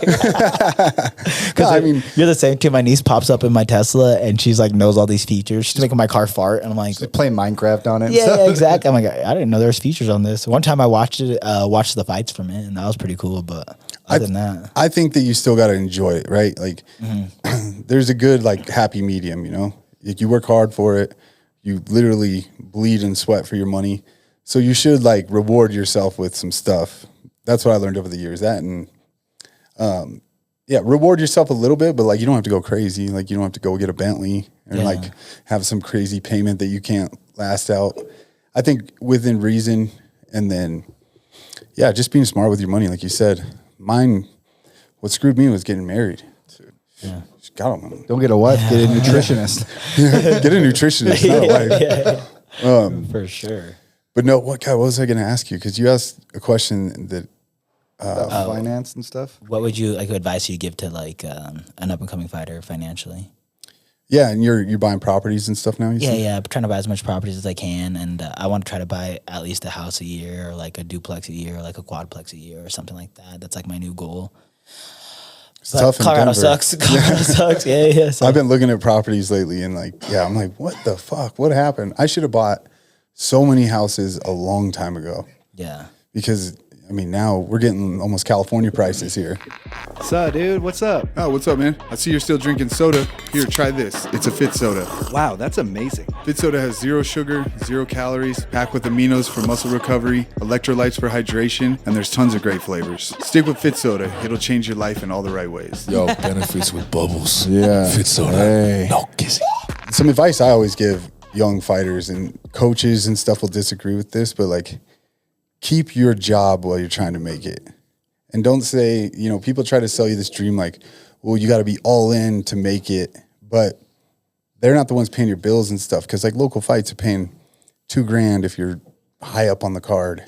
You can't live off that money and then just be broke the whole time. Because then if you're totally broke, then life is really hard outside of the ring and outside of the gym too. I'm a firm believer in like, it doesn't even have to be a full-time job, but keep a job. Yeah. Because I've had people, sorry, I'm long-winded. When I coach classes and stuff, they're like, I'm going to quit my job. I'm going to start training here full-time. I'm like, you've never even fought yet. You're not professional. Like, you're still amateur. Keep your fucking job. Like, what are you thinking? Yeah, that level of confidence is something I always admired in people, and like also just like would never have in myself. Is like, I didn't quit my job till the second fight in the UFC, and I bonused my first fight in the UFC. It's like I could have quit right then, you know what I'm saying? But like that being said, it's like I didn't quit it like well on until I was about to have my second fight in the UFC, and it was like, also it's just like I feel like I could never have that like, I don't know, I'm not trying to be like diss on anybody. It's like I could never have that broke like lifestyle, like I couldn't live out of my car. I couldn't do that. Like I couldn't have a bunch of roommates and stuff. Like I was so used to like I lived in an apartment by myself. And it was like I was accustomed to a certain lifestyle that like I didn't want to give up. And then also I just never had enough confidence in myself that I was like, I'll be in the UFC right now and I'm like, I wonder if this shit's gonna work out. You know what I'm saying? Is Baskin Robbins hiring right now? Yeah. Oh my god. Yo, you don't know how many times a week I'm like, all right, I'm gonna have to do a get rich quick scheme type thing. I'm over here trying to open Call e-commerce. Yeah. Open e-commerce, trying to flip some cars. I'm trying to do a bunch of shit. So I was like, I know MMA is not ever gonna be like a full-time career. Like it's not gonna last me forever. So it's like I'm trying to make the most of it now, and at the same time, I'm always just in fear I'm gonna get cut for some random ass reason It's or not something. a pyramid scheme. It's a triangle chug scheme. Yeah, I'm feeling that. I mean, no, I feel you because like we're at way different parts of our career now, and like I would always think of that too. That's why I always taught privates and like worked at the gyms and stuff because I never understood the guys that could just go to practice, play video games all day, chill, come back to practice, but like never. I'm like, you could literally run a business from home nowadays. Yeah. You can, like you said, you can have an e-commerce store. You can. There's so many things you can do that like they do take effort, but you can do it from home, and you always got to be making that money and like other revenue streams. Cause again, like you could blow out your knee or whatever. So I think that's smart. Yeah, for sure. And it's like also I just do not have enough trust in myself too. But yeah, RawDawg Market on e-commerce. You want to find me? No, What is it? RawDawg Market. Not kidding. that's not the name. Dude, of you it. should sell condoms. Yeah. I know. That's what I'm trying to get this. Condoms, I'm trying to RawDawg. get this Trojan sponsor over here. That's what I Yeah. really need. You got to tell the UFC, kind of like Bryce Mitchell did, that you want some RawDawg shorts. Yeah. know? What would that entail? I don't know. They just look like hot See-through? dogs. yeah, exactly. Yeah, hot dogs on them. Like hot Yeah. dogs. I don't know. There'd be something funny. But I thought definitely, I'm like, I should definitely be sponsored by Trojan. Like, you know, how much plays off RawDawg and Trojan can we do in that? You know, I feel like that's a. But that's an RawDawg, easy and it way might to be do it. against their business model. They don't want you to RawDawg it. Yeah. But if it's RawDawg approved, then it might feel like Bro, nothing. if you know what raw I'm saying? dog, I'll kick your ass type of thing. Like you're advocating that. I say, fuck Trojan. You should be sponsored by Plan Plan B, yeah, straight up. That's always Or KY jelly or something. Plan B is Plan A around here. That's what, I always say this shit, and like I think this is like the truest thing ever. But Plan B is the best marketing thing that's ever happened because they're expensive enough to fuck you, but not expensive enough to keep you from ever learning your lesson. Yeah. Like, $50 is good enough to be like, you got me, but Yeah, not you enough to keep me from trying. You shouldn't be able to go to the store and buy a couple of them. Yeah, Be like, hey, can I just get a couple to keep at the house? Like, yeah, exactly. A reserve stash. Yeah. Plan B is at the perfect market price of fucking someone over. What a great name too. yeah, genius. Plan B. Yeah. Going back to the job thing, because this is hilarious. So you did have a job you had the same job for a really long time, and then you became a prison guard, essentially, right? Like a correction. I ran a business for like maybe a year or two, and then I became a corrections officer at a prison or like whatever, like right down the street. Yeah, like, not like far a block from here. away. Yeah. Yeah. And then my favorite thing was you quit your job on TV after your fight, right? Yeah, You were pretty like, much. hey, I'm not coming into work Monday. I got a bonus. He's like, I'm not coming back. You said something like that, right? Yeah. I just thought I called that because I was supposed to work the next day. Like they gave me I only had a certain amount of days off because I fought a bunch that year, and I used all my vacation time to go fight. And they told me, they're like, all right, you got to be back on Sunday. And it was like, all right, cool. So the moment that my plane lands, I got to work that night. You know, I had to work an overnight. And I called in sick out that day. Live on ESPN. Like during his post-fight interview, he's like, I won't be there tomorrow. I remember seeing Reddit. Everybody's like, did he just quit his job on TV? I'm like, it's that. And then I saw Matt Mitrione fire his manager on TV. Damn. It was great after the fight. He's like, and by the way, so-and-so, you're fired. You suck at your job. Damn, that's like on the mic. validation right there. Did they call you about coming into work or? No, everybody knew I was going to call in sick that day. So I called in work the next day because I had to work that night. I was working overnights to like train full time. But I called in later on that day, and they're like, "Is this Brandon?" I said, "Yeah." They're like, "Are you about to call in?" I'm like, "Yeah." They're like, "All right, cool. We already scheduled someone for you. Just congratulations." So it's a cool moment. The thing I was pissed off about was like I feel like I didn't have a good performance, and I was like I didn't earn a bonus, you know. And so like I wanted to quit my job more than anything is just be like win a bonus because I already knew like my fighting style was exciting, you know. So I had in my head I was gonna make a bonus every time I fought as soon as I got to the UFC. And I was like, I did not do enough to make a bonus that one. So like originally I was pissed off, and then like once I got the bonus or once I found out, I was like, I'm for sure calling in sick. Like I'm not coming into work at all. Yeah. Hey, why not? I mean, and it's worked out for you. Yeah. Plus, like, Brandon used to tell me that, like, because it was a youth correction center, right? Mm-hmm. Yeah. And these guys would be like, or these kids would be like talking shit to you and stuff. Didn't they? Like, Yeah, you know, yeah. a fight or whatever. And didn't you call some of them out and be like, let's see what you got? Like, No, it was one of those. What really happened at that? Because like to agree, like I got along with all the kids. I think I'm still like I'm a 125. I'm the size of a kid at a certain point. You know, these are grown ass. Like the Colorado Youth Facility goes up to 21 years old, and some of these kids are bigger than me. You know, like a handful of them were bigger than me, and I didn't think I had that respect. But one time, a teacher like. I get to know the staff, the teacher, and all that stuff. Then they found me on like Instagram or whatever. So I wasn't going around telling anybody I was a fighter. I just had it on my face, like all those signs of all that. So a couple of kids asked me, and like I wasn't going around telling people about like me being a professional fighter ever. But one day I walked into a classroom and they all watched my highlight reels like right before that, and all of them, hey, don't do anything to me, all hands up, like I'm, yeah. So I was one of the fortunate ones to get my respect off of not having to do much. It was like I got like more respect and of like dangers, like or like being taken as a threat off of not having to actually hurt anybody or anything, or like being one of those over aggressive guards or anything like that. That was never my thing. Is like I feel like what I brought to the youth facility is I know how to just talk to people. Like I know how to be calm and like, you know, when you fight, like fighting's nothing to me, you know. So if some kid wanted to fight, it wouldn't freak me out. Like, but if you're a cop that hasn't been well trained, or you're working in a youth facility and you haven't been well trained, which we weren't well trained, and you're not used to being in a fighting situation, or you're not used to being in those situations where stuff gets super violent and all that, then it's like you don't know how to stay calm in those scenarios. So it's like, for me, it's like I knew when some kid's like, anybody comes close to me, I'm swinging on him. I knew how to be calm in that situation, because I'm like, what the fuck are you gonna do? Like, you can swing on me, I'm gonna double leg you. You know, you're gonna swing once. Yeah, exactly. I was like, I'm gonna double leg you. Like, I'm so good at, like, you know, fighting and stuff that it's like I could restrain someone without ever hurting them. Like, like literally one of the first times I ever was in those situations where some kid said, "You get close, I'm gonna hit you," and I was like, hey, like, is that the way it has to be? And he goes, for sure, that's the way it has to be. He's like, I promised myself I was going to do this today. Like, it was like me and him agreed. It was nothing personal, that he agreed that he was going to do this. He made a pact with another kid that they're going to go out swinging. And I was like, all right, cool. Well, then throw the first punch then. And he threw the punch and just double legged him, took his back, had him down in like 2 seconds. And I was like, you okay? He was like, yeah, I'm good. I was like, all right, cool. Like, there was never, like, you know, when you're good at it, you don't need to hurt anybody. I finessed them, you know? Yeah, it comes with some control. It is like, you do get like a whole different kind of like confidence, obviously, from you're trained to fight every day. We literally fight every day. Yeah. I mean, I've said that before in like some minor altercations or whatever. Like, look at you, you're nervous right now. Like, I do this every day. Yeah. This doesn't bother me at all. This is literally like a normal day. This is my comfort zone. And then people are like, we're good, you know, kind of thing. Like, never mind.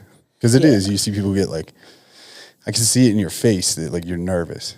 Yeah, and that's like and it went vice versa for the staff too, because like the staff would be in that situation, they'd be super nervous. Someone would like, if you come close, I'm hitting you. Like, well, don't do that. And then all of a sudden, everybody's like voice comes up, and the next you know, it's like we're getting to a point where like things are like escalated. They've completely escalated. You know, it's never needed to be like that if you know how to stay calm in the midst of chaos.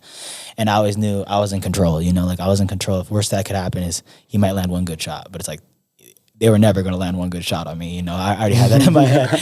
I already had that in my head, but it was like, and then also it was like, when you get to that, like, when you can't control your emotions as a staff and you can't control the environment around you and you don't know, you're not confident in yourself and being that, everything you do is 100%. So it's like when they go and restrain someone, even if they could restrain the kid, they're going to end up hurting him compared to like what I was going to do. Whereas like I didn't have to use any energy, anything. I was just using finesse and like, you know, just skill, like overall skill. And these guys 100% using all power, all strength and all that. So it led to like, you know, more kids getting hurt than what I was doing, you know. And I always thought that it's just like, we were very understaffed. The situation of the juvie that I worked in, there was not much staff. The kids were really bad. The kids pretty much had a lot of control over it. And like, it was one of those situations where the kids had a lot more control, and they realized they were having a lot more control because all the staff was new, and like they couldn't keep staff around because how dangerous it was. And didn't a older guy get stabbed to death or something there? Was that the same one? I don't know if he died. No, he didn't die. He got beaten with like rocks or something like that. Like this kid planned on escaping, asked to go to the bathroom. When he went to go to the bathroom, beat him brutally, and then it was like an older guy, right? Yep. Yeah, because one of my old neighbors used to work at the same place and was telling me about that, like right after it happened. Yeah, that's a rough job. It's like training, again, not to reiterate too much if you listen to this show regularly, but yeah, when my brother was on, we talked about that too. Like he doesn't. Oh, as a cop, yeah. Yeah, he hasn't had many altercations at all, and he's like, I think it's just like people can see, like the way I talk to people, and he's like, other cops will be like frantic and yelling, and he's like, you just talk with like a certain amount of confidence and stuff. He's like, I've had so many people be like, all right, like handcuff me. Yeah. Instead of having to wrestle with them. And he's like, I think it's just being confident enough to like verbalize, but also calms them down. If you get all hyped, they get all hyped. And probably the same scenario for you. And like, and I don't know how the police academy works, but at the juvie, we would train takedowns one day. Or we had 1 week to get into it. It was 1 week of learning the takedowns. And, you know, not the most practical stuff. It's stuff to keep kids safe and all that stuff. So it's not real practical double legs or anything like that. But then after that, you refresh 1 day a year on the takedowns. And most of these guys were getting their like self-defense learned through that. And it was like through that system. Nobody did jiu-jitsu, nobody wrestled. There's a handful of people that did stuff like that. Or like a handful of those guys came from wrestling background, which they were really good. But that being said, is like they were so undertrained, and it was like, I'm so lucky how much reps I was able to get in at the gym and do all that stuff. And my other job was there because like you're not getting that. You're not getting that in the what I believe is in the police force. But I know for a fact they weren't doing it in like in the jail systems. Like those guys aren't trained. Those guys aren't well trained at all. And it's like the only situations they're getting themselves into training were every day on these live scenarios, and they're like not confident in themselves to do it either. So it's just, you're lucking your way through, really. Yeah. And then you're just hoping that one, these kids don't realize they have the numbers and fuck you up, because that's always a real possibility. And like even in my situation, it's like I'm a trained fighter, but 15 kids versus me, 15 teenagers who've been in fights their whole entire life, it's gonna overwhelm me for sure. I don't know. I've seen you throw those spinning elbows like fucking Tasmanian devil around. I think you could take 15 kids. I just don't know if they got the cardio, bro. That's what I'm saying. That's 12 kids for sure. No, I'm just kidding. But it was just like hoping that they're not all uniting this day, because the numbers were significantly different. You have 2 to every 15 kids or something like that. You have one staff for 8 kids. So it's like if they all had a bad day, then you're fucked. And there's times like that where they had bad days, and it was like where they rioted and they had to call police forces, they had to get backup and all that stuff. And it's like those are dangerous scenarios, and they're super dangerous if you don't have one person that can calm them down from the get-go to make sure it never gets there. But that being said, is if you're not an imposing force yourself, and a lot of those people weren't, a lot of those people had psychology backgrounds and all that stuff. They're trying to do the right thing. They're good people, they're really good people, but they didn't realize what they signed up for at all. And that was the same thing too, bro. I thought I was gonna be like a camp counselor over here. I'm like helping these like little juvies and all that stuff. I didn't realize I was going to a security job, because it was called a youth. Like when I signed up, it wasn't security for juvie. It was called the youth service specialist. And I was like, that sounds something like, that sounds like I could be a hero to somebody one day, I didn't realize I was going to keep these kids from assaulting each other, staff, and all the above, and it's not, I'm not saying there's not a bunch of good kids in there. It was just, that's the scenario in there too, Yeah, I mean, that's your atmosphere. The environment. Yeah, for sure. And these kids are punking each other. You got to be alpha in there too. Like it's the same in the MMA gym. You got to be alpha in that place too, for sure. So otherwise you're getting punked out of your shoes. You're getting punked out of everything. People are trying to punk each other's lunch and shit. Yeah, it was bad, man. That place was super bad, but it was also it was my favorite job so far. I think it's cool, and I think that you could have a calling in something like that after your career too, because like having the experience, but also your career now. A lot of those kids probably look up to, like a lot of those kids probably want to do what you're doing or what I do, because they're like rougher kids, and like a lot of them believe like, where am I going to go? Like they don't think that the opportunities are there for them. And I think that, like again, I've known you forever. You speak well. I could see you having like a career in helping youth like that. I know that one thing I was going to ask you about is the Denver Dream Center. Yeah. So you go coach those kids in jiu-jitsu down there, right? No, I'm going to run a kickboxing program out of there. Oh, okay. I wanted to run a jiu-jitsu program, but I feel like, and especially like when I was younger, I remember how I was like, what, we're going to wrestle? Like how gay is that? Like I wasn't going to do any of that stuff. Like you're never going to teach me to wrestle, but you could convince me to box and kickbox for sure, So I was just trying to like, what's a good avenue to go? And I thought starting a kickboxing program would be the best thing. So that's like the program I'm trying to do. And that's actually like I said, I definitely want to go back into doing what I was doing a little bit, like at the end of my MMA career, but I don't want to be on the security side of it. I don't want to be looked at as like a bad guy or like as a police officer or anything like that. I want to look as like a united force. It's like I did a good job at doing that at the juvie, of like not being like that just stone cold security job. This is my job. Like I'm here to talk to you guys. I'm here to like relate and all this stuff. And it's like I feel like I made a lot of true connections and like a lot of like camaraderie, or like I can't think of the word, but it's just I made a lot of like good relationships off of that, and just being in there with the right intentions and not just trying to get someone in trouble, and like I wasn't trying to manage behaviors. I was over here trying to get to know some of these kids and hopefully change someone's life and all that. And that's literally like the goals I set for myself to be in there. And I think it's way easier to do it on the outside of that system, and coming in as like a mentor, or coming in before, like, and working with the Denver Dream Center and working with at-risk youth and trying to get them before that they're in these scenarios, and having these little minor conversations. That's risky. Yeah. Matt, will you look up the Denver Dream Center? Yeah. Do they have a website? So the reason I heard about that was I went down there our CFO Sharon works with them quite a bit, and we went down there and dropped off a bunch of Fit Soda for them. They were doing some fundraiser, and then I was talking to the owner. Is it Pastor B? Pastor B, yep. Yeah. And he was telling me that you've been coming down there, and he's like, hey, would you want to come down here with Brandon or some other time and like teach these kids? And I told him I was down. It's just finding the time. Like it'd be hard to commit to anything regular right now. I've got too many jobs, but it is something that I would like to do. It's pretty cool. And the Denver Dream Center, if you guys haven't heard of it, is, it helps at-risk youth. It's downtown. It's kind of in a bad area, but what they do, I mean, you might be able to say it better than me, but they have a safe space for these kids. Like it's a big gym. They have all this cool stuff in there, like video games, everything. It's like basically a safe spot. Kids with nowhere to go can go, or not even just kids, right? Yeah. I think most of it's around adults, but I don't like my passion's like working with the kids. So it's it's always been kind of that way. But for the most part, it's work for adults, like reformed people getting out of jail and all that stuff, and just kind of hitting that reform and stuff. It's crazy how much success they've had, and seeing some of those people have changed their lives. Like they get out of jail and they have a job, a place to go to, a community to work with that want to do better with them, and they're also helping kids avoid that situation, and that also just helps them in return.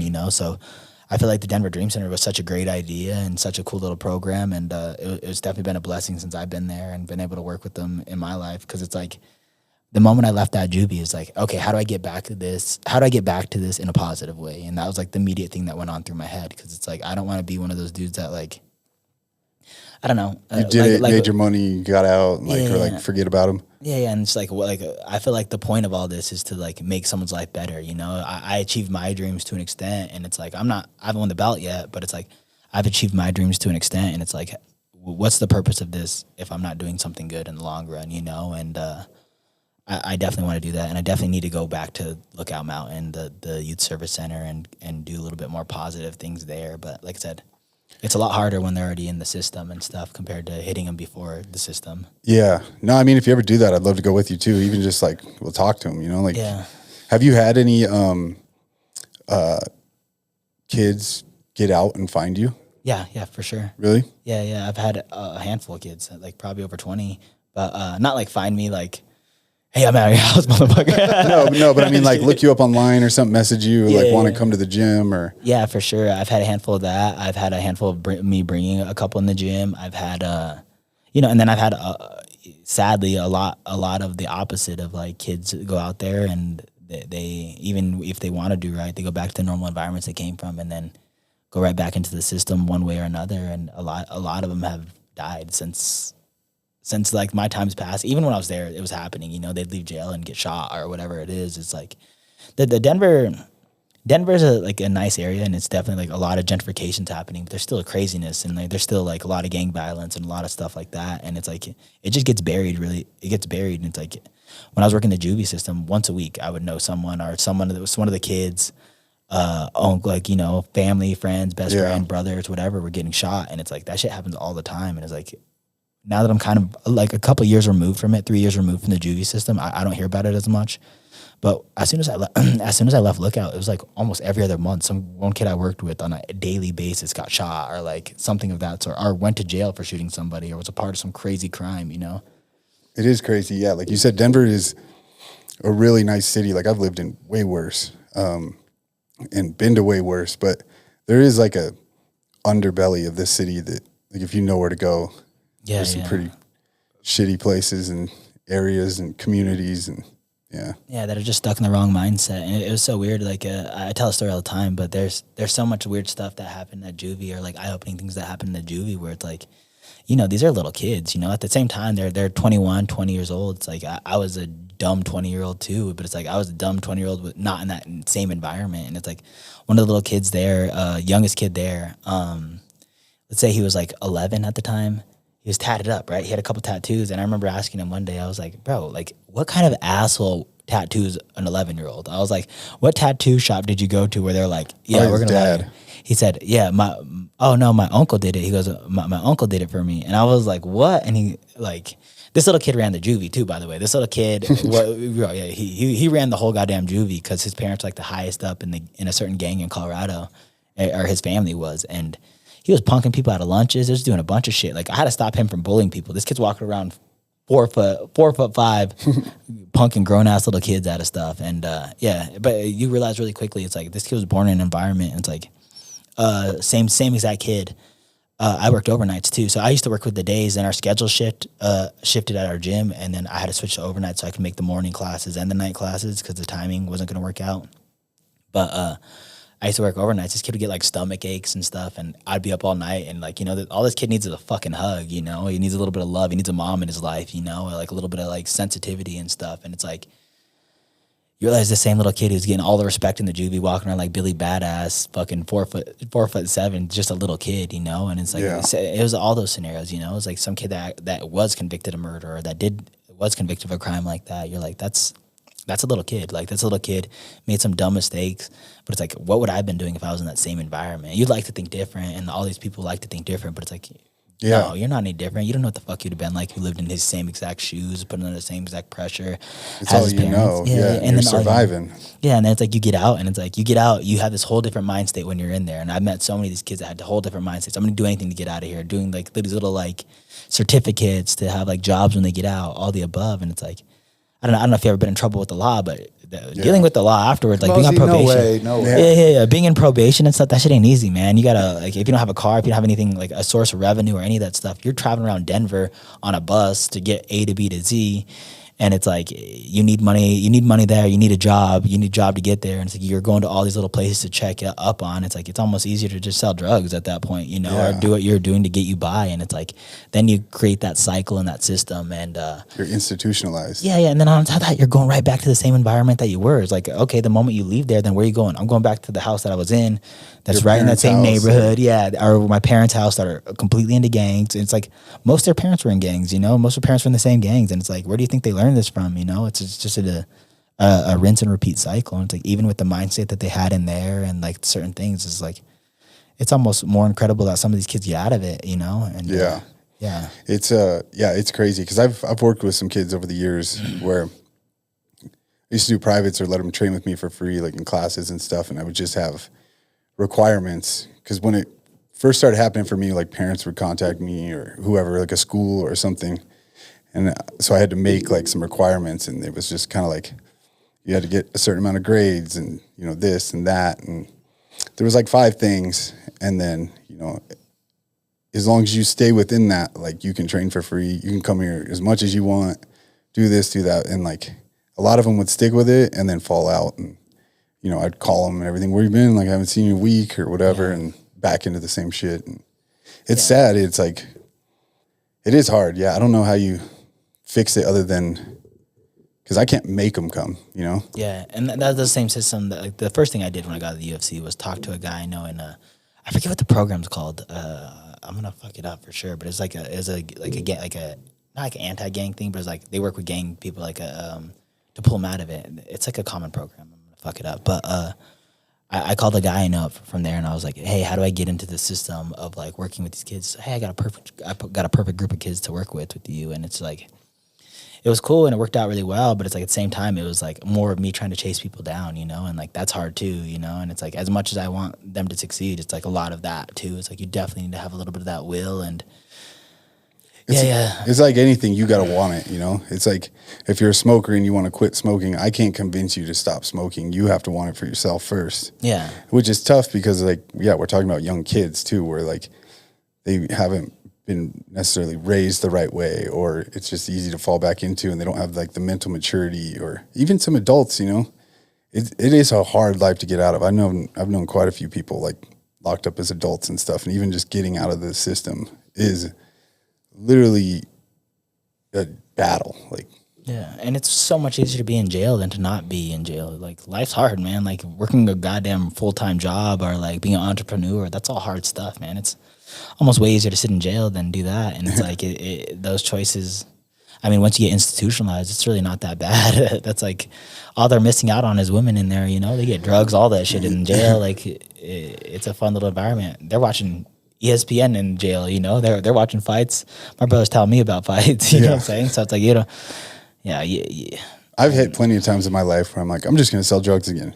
Sell drugs, never mind. Cut that But no, Edit it. I don't care, whatever. But like like you said, it is kind of like easier. You're like, fuck, I need money now. Like I'm gonna do this. And I've been on that a few times because it just seems easy right there, and then you're like, nah. Yeah, and it's like I feel like people like that, like I feel like strippers get caught in this like not controversy, but like this like little loop of life. You know, it's like you're a stripper, it's way easy to make that money, and then it's like you make that money the easy way, but you're not learning the hard lessons in life. But it's like you're also not gaining anything in life that's gonna like, I don't know, like a skill in life that's gonna gain you something in the long haul. And it's like you can't strip forever, but the money's so easy that it's like I'm gonna do it right now. Yeah, I'm gonna do it right now. So it's like you're gonna do that. So it's like if you're not doing it, you're not going into like something like that with a plan, then it's like you're never gonna go anywhere with it. You know, it's like I mean, how many of these girls are really going to college? Like 3% of them. Yeah. I'm up here trying to support this girl's college career. She's ditching school right now. Yeah, I mean, I worked at the clubs forever, and there's very few of them. There were some though that were like Hustlers. legit doing like using their money to like set themselves up or actually go to school. But most of them, it was easy come, easy go, right? Yeah, Make a bunch of money, do drugs, get fucked up.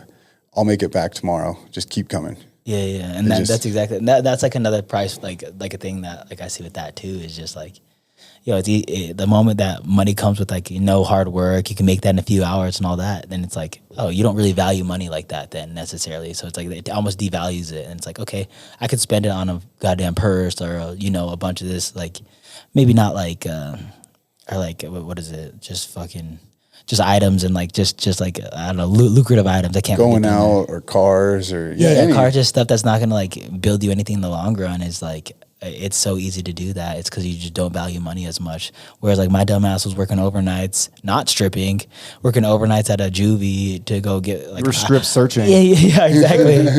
I was saving every goddamn dollar. Like I understand where my fucking whole entire hour of that $20 came from, or that $25 came from, or whatever it was, and yeah, it came off hard work. So it's like I valued money to the fullest, and that's why like now I got to the UFC and people are calling me cheap all the time. They're like, "Why are you driving that same car?" It's like, bitch, I didn't have this kind of money like until recently. Yeah. It's like I don't trust that it's gonna last forever, and I also just like I value it. So it's like I know where to spend it and all that stuff. I was squeezing $100 extra like a month and making a luxurious life out of it at a time. You know what I'm saying? Yeah. So it's like I know exactly what you're saying. Yeah, dude, I get called cheap too. Yeah, because yeah. like you remember, I never bought any cars or anything, Yeah. and like I had gotten bonuses and was making really good money, and people would say the same thing, like, "Why don't you buy this or this?" I'm like, "What about a house?" And like everything else, I don't spend it on very many clothes. I don't have a lot of clothes. Yeah, it's funny. me neither. Half my shit was free. Otherwise, I've got like a bunch of black V-necks. Yeah, Camozzi and I wear the same thing like every day. You could tell. That's when laundry day Yeah. is to become in a little fresher.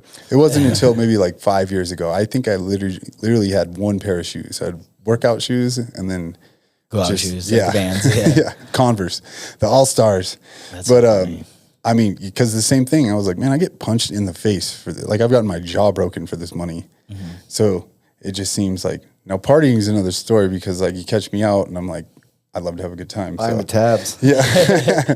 But when it came to like buying dumb objects, I'm really glad I didn't. That's definitely one thing I'm glad. I don't have a ton of bills. I don't know. Yeah, you value it too, man. And it's like, I don't know. Like I said, I didn't have an easy way to get to the UFC. I fought all the hardest people in my division. And then I also just like, I was working a full-time job, man. I didn't like, I don't know. I feel like I just valued money so much that's like, I couldn't watch my money go away. Like, I can't watch it. Like, I have to have a certain amount in the bank to feel comfortable. I have to. Me too. I have a know what I'm number. gonna do. Yeah. And I see it. If it even goes like below 100, I'm like 100 of my number. I'm like, oh, it's like my OCD. It bothers me. It's got to be at least this much. Like, yeah. I need that mentality. But it's good. I I mean, spend because it. I didn't grow up with money at all. I'm a single mom with kids and everything. And yeah, not having lunch money or whatnot, whenever, it makes you value it though. I like what you're saying about that. Like, because if everything's given to you, it's just, it's easy. Yeah, and that's like I said, that's why it's like I don't know, like maybe like if you grew up rich or whatever it is. I feel like maybe to have like an easier mind state. But it's like I also just like I'm like you. It's like I wear a white T-shirt, a black T-shirt. This is my go out Let's go, shirt. baby. Honestly, Yeah. I said I'm going on a podcast. I'm wearing my like, good we got the T-shirt. same- I know. I go out in this shirt too. Like I got all my shit is like black and white in my closet, pretty much just plain. Yeah. And then I have a bunch of like fight gear, clothing, shit that gets sent to me, and I'm like, easy I'll wear to that to match. the gym. Yeah. Yeah. Yeah, that's why, like, if you go out with me, you'll see, you're like, didn't you wear that last time? I'm like, probably. I don't know. Camozzi's got cool shirts though. I'm like, that. Wish I had that shirt. Yeah. I'm wearing a gilded white T-shirt right now. That was like when I left and we were fighting in Missouri or whatever. I bought a new pair of shoes and I'm wearing them right now. But they're like, finally you buy yourself a good pair of shoes. Like people are saying that, and I'm like, yeah. I mean, I get that. I definitely need a good pair of shoes, like to walk around in or to go out with or whatever it is. But that being said, it's just like I've never seen the point of that shit until like recently. You know? Yeah, I was gonna say in the last few years, I've gotten a little bit more bougie. Yeah, I have a saying: the dumber the pants, the richer the guy. Yeah. For instance, The dumb of the pants. Yeah. I feel that for sure. I set myself now where it's like after a fight or something like that, like I'll buy myself like one thing I wanted that's like reasonable, or maybe it's not completely reasonable, but it's not like half my paycheck like some of these guys will do, or like, you know. you got a sugar mama too. Yeah, I got a sugar mama. Yeah, that's actually a good move, right? Yeah, she's expensive, all right? I got to buy her shit back, and she doesn't have cheap taste. Yeah, exactly. Bro, I was shopping at Lululemon and like all these like, I'm like, damn, why am I buying a gray shirt for fucking $300 for you right now? Like, this is a normal gray shirt right here. You don't need this. I was showing Camozzi. I was like, this site has knockoff Louis V. If you want to, like, I know she wants this bag. You can get this one. I'll never know. I was like, she's gonna know. Yeah, my girl would never fall for that shit. Not in a million years. Yeah. Yeah. I get smacked up for that quick. So take me back to your fights. So like one thing about you is like watching you walk out and stuff. You're always like real emotional, but also like I can tell you love it. Like what are kind of the emotions that go through your head as you're walking out? I'm like one of the more psychopathic people I've ever seen in the back room. So I get to bark at people, bro. That's awesome. Yeah, straight up. You never sit still. I remember that. Yeah, you Just cornered me. I was just running around. Yeah, my thoughts are all over the place. But like to me, it's just like this is my life's work, you know. And it's like it all comes down to these moments. And I'm not trying to like say like I don't know, like I'm getting really close to my goal of being the UFC champion, you know. And it's like I'm literally my next fight should be for a belt. So it's like my last fight, I'm walking out, and it's like that's all going through my head. Is like I know if I win this fight, I'm next for the belt, right? Dana White said it; it's his words, you know. And I'm like, this is my life's work. This is everything I've ever loved, everything I've ever sacrificed. You make so much sacrifices as an MMA fighter. Yeah. I've lost friends, I've lost a bunch of things, you know. And it's like, the dream comes first in a sense, and it's like I've sacrificed so much, and I want to get my worth out of it, the worth out of it. And it's like, one, you'll never get your worth out of what you put into the sport, you'll never get out of it for sure. And I always think that. But that being said, is just I want something out of it for sure. So it's like when I hit that walkout, it's everything. I'm like, this is the coolest moment of my life. This is such a cool moment. This is something I've rehearsed in my head a million times. I dreamed of these moments. And at the same time, I'm just so terrified of it. It's like, I don't want this to go bad. I don't want this to go away from me. I don't want this lifestyle to stop. I don't want any of that, you know. I just want to still be like, I don't know. I feel like, so when I walk out, I'm all over the place. I'll hit like an emotional walk where I'm like, I don't want to do this right now. I don't want to do this. I don't want to be embarrassed. I don't want this to all be for nothing. And then at the same time, it's like, I also, like, this is the coolest thing ever too, you know. This is I've never pictured myself getting this far in the sport, you know? Really? Yeah. I never pictured myself getting this far in the sport because it was just like in my head, it was just like, you know, I'm going to do this. I'm going to go to college and then maybe I'll get that, or maybe I'll find a cool job, or like, you know, and it's always like, I'm doing this to get to the next part, but it's like, I love this. So I wasn't going to give it up. But then I was like, okay, I keep winning. And like, okay, I won another fight. And I'm like, okay, I can go to the UFC. And it's like, I never put a high expectation on myself at all. You know, I never did. Because I didn't know, you know, I didn't really know until like. Well, you don't need to put that pressure on yourself anyway. Like, this is like a one step at a time kind of thing. If you're thinking that far ahead, you're not focusing on what's in front of you, is my thought, you know? Yeah. And then you also don't have that delusional, like that's what I said. I admire some of these assholes that come to the gym and they're like, I'm going to go be the UFC champion. And I'm like, how old are you? Like, oh, 25. How long have you been doing this for? Oh, this is my second week. I'm like, you are fucking out of your mind, bro. Yeah. Like, he's like, yeah, or that I quit my job and moved down here and I've never trained a day in my life, but I know it's meant for me. And I'm like, that's so crazy you have that much confidence. I'm number 3 in the goddamn rule that I still don't believe in myself half the time. I'm like, is this shit really? I pinch myself. I call my manager every day. I'm like, we're still next in line for the title shot, right? Like, he's like, yeah. I'm like, fucking crazy. Call you tomorrow. I'll call you tomorrow. Yeah. I literally told his ass that, all right, I'll just make sure we're still on the same page for tomorrow then. Yeah, no, it's crazy. And like, I've talked about that a bunch with other people. I'm like, I don't know where some people get this like delusional confidence. It blows my mind. Because I'm like, one, you'll know who I'm talking about. It was like, for me at the gym, it was always a lot of the guys from like Oklahoma and like those like country towns. Remember, they would always be like, I'm the best in the world. Like, blah, blah, blah. I'm like, I just saw you get your ass kicked for like 2 hours. Straight up. Yeah. And unbroken confidence. Just like, That's didn't more happen. Delusional confidence. Yeah, it didn't happen. But even, you know, I was telling you recently, I was in London for that like influencer show, and it blew my mind, like the press conferences and stuff, all the shit talking and this and that. And I'm like, some of you guys have had one fight and I've watched it, and like, it's not even good. Yeah. And like, you're on stage talking about how like, this is a death wish for you and all this stuff. I'm like, God damn. you can't even fight. Like, Yeah. God damn. I don't know what it is about MMA, but there's like a handful of that. And it's crazy too, is what I realized also is how much confidence will bring you. You know, confidence goes a real long way. And it's like, I've seen some studs in the gym, and you too. Yeah. I know you've seen some studs in the gym that came nothing of it because they don't believe in themselves or they can't get their mind right, you know? And it's like, I always think of like fighting's that perfect balance of just being dumb and smart at the same time, right? You have to be dumb enough to go make some fucking choice to believe that you're going to go in there and win. And then you have to be smart enough to make the right choices while you're in there, you know? And it's like, some of these dudes are so dumb that they like go and just brawl and go throw shit at the wall and hope it sticks, you know? And they go in that reckless confidence almost, you know? And sometimes it works out. And then some dudes are so smart that it keeps them from pulling the trigger. Yeah. You know, you can be a calculated psychopath is what I say. Like, Yeah. you can be calculated with it, but still crazy. Like, you got to have a couple screws loose to do this for a living. Yeah, I mean, yeah.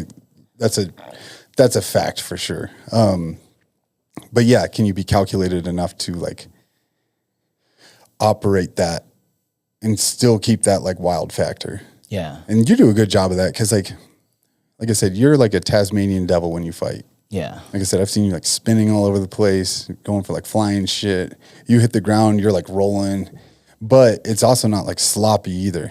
Because we've seen guys just kind of like flail and flop around. Do some crazy shit. Yeah. Yours is just quick reactions to, and you're not scared to pull the trigger on like risky things, which has brought you a ton of success, I think.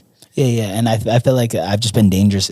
Like being dangerous everywhere, like has kind of been my key to success is like, okay, if I hit the back, I don't care. So I was willing to like jump and throw a kick and then hopefully get taken down in the process, or jump for a flying knee. And if I get taken down, I don't really care because I'm okay there too. I'm just going to attack, you know? Yeah. And I feel like it's kind of just turned into wherever I'm at, I'm attacking to the fullest and, you know, be aggressive out there for sure. And you know, it's like so funny too, is like, do you ever feel like some of these like fighters, not in BKFC, because those fools are cut, like those dudes are built different for sure. BKFC, you know, you're going in with a fucking psychopath, but like, when I go against some of these fighters, I'm like, you do not have the same bad intentions as I do. Like when I go in there, and it's like some of these dudes, like I don't know, like I'm terrified of a fight, and I have all these like emotions and all these nerves going through me. And then the moment I fight, this dude's trying to clinch me and grab onto me and hold on for dear life, and I'm like, oh, you fucking do not have the same mind state walking into this as I do. You're trying to stay safe, and I'm trying to fucking make you into a bonus right now. You know? Yeah, no, exactly. Dwayne and I think it was Dwayne, we were talking about that even with like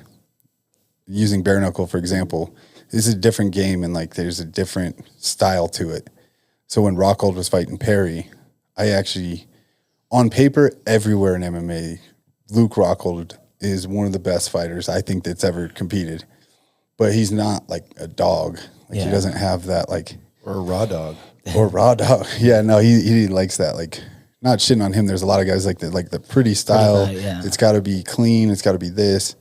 And then there's guys like Mike Perry that's like, I don't give a fuck. I'm just going to keep coming forward and try to take your head off. And like staying away from somebody like that and avoiding those shots, like fighting Francis Ngannou, you know, it's like, are a lot of people technically better than him? Yeah. But can you avoid getting hit with that like sledgehammer for 5 rounds? Yeah. That's a hard task. Yeah, straight up. It's so funny to like see Mike Perry's mind state of like before the fight and stuff. Like I actually really became obsessed with him after the BKFC fight and like watching his interviews and all the stuff he does. But one of the things is him and Luke Rockhold were bickering back and forth, and he's like, Luke Rockhold's like, you don't know what I have in store for you. Nobody knows anything about like what I got for you in the box. And he goes, yeah, it's gonna be a right or a left. He's like, let's not think too much about it. And I'm like, damn, that's such a fucking like funny thing to like. I overthink everything, and it's like, This was just going in like, yeah, it's either going to be the left hand or the right hand, whatever. Like it's such a funny mind state compared to Luke Rockhold's going into that almost, Yeah, we. I actually forgot to talk about this because we did a recap show from BKFC 41, and Miller, Chris, the owner of Fit Soda, and I, because he cornered me, we were talking about it, and we were kind of like recapping all this stuff. One of the funniest, like I like laughed as I walked away, but also I was like, that's savage, is I finished doing my interviews and everything, and I showered, and I was like, God, I want to watch that fight. So I was going out for the main event. Like Perry was staged to walk out, and Rockhold staged to walk out, because I'm back there like by the curtain. And I see Rockhold like bouncing around, shadow boxing and everything, and I look over, and I see Mike Perry on, those big equipment boxes? They're always in backstage, like the big black ones. Yeah, like speaker boxes. Yeah, dude, he was sitting on top of it, like legs dangling, and he was just like kicking his feet like a little kid, like not hyped at all. And I was walking by, and I was like, tear it up tonight. And he's like, yep. Just kept like sitting there like he was like sitting on a park bench. His feet were like couldn't touch the ground. He was just like kicking them, and he's like, yep. Damn. And I was like, that is hilarious. Like, I think Miller was with me. He's like, dude, did you see him just chilling? Like, and they're literally like, Luke is about to walk out.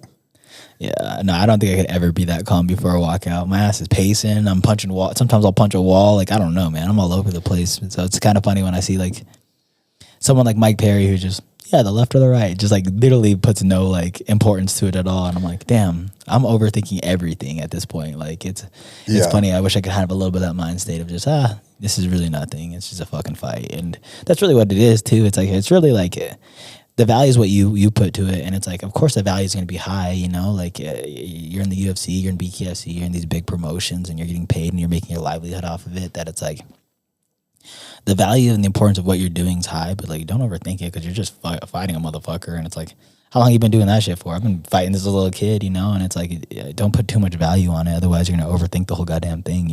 Yeah, no, I'm usually pretty calm. Like, I think so. I mean, a lot of coaches have told me like I'm one of the more like laid back guys in the locker room. I don't try not to make it bigger than it is, and like I'm not scared to fight. It doesn't really make me nervous. What makes me nervous is like lack of performance, or like me not performing to my best. I'm never really worried about like what they're gonna do, but I do.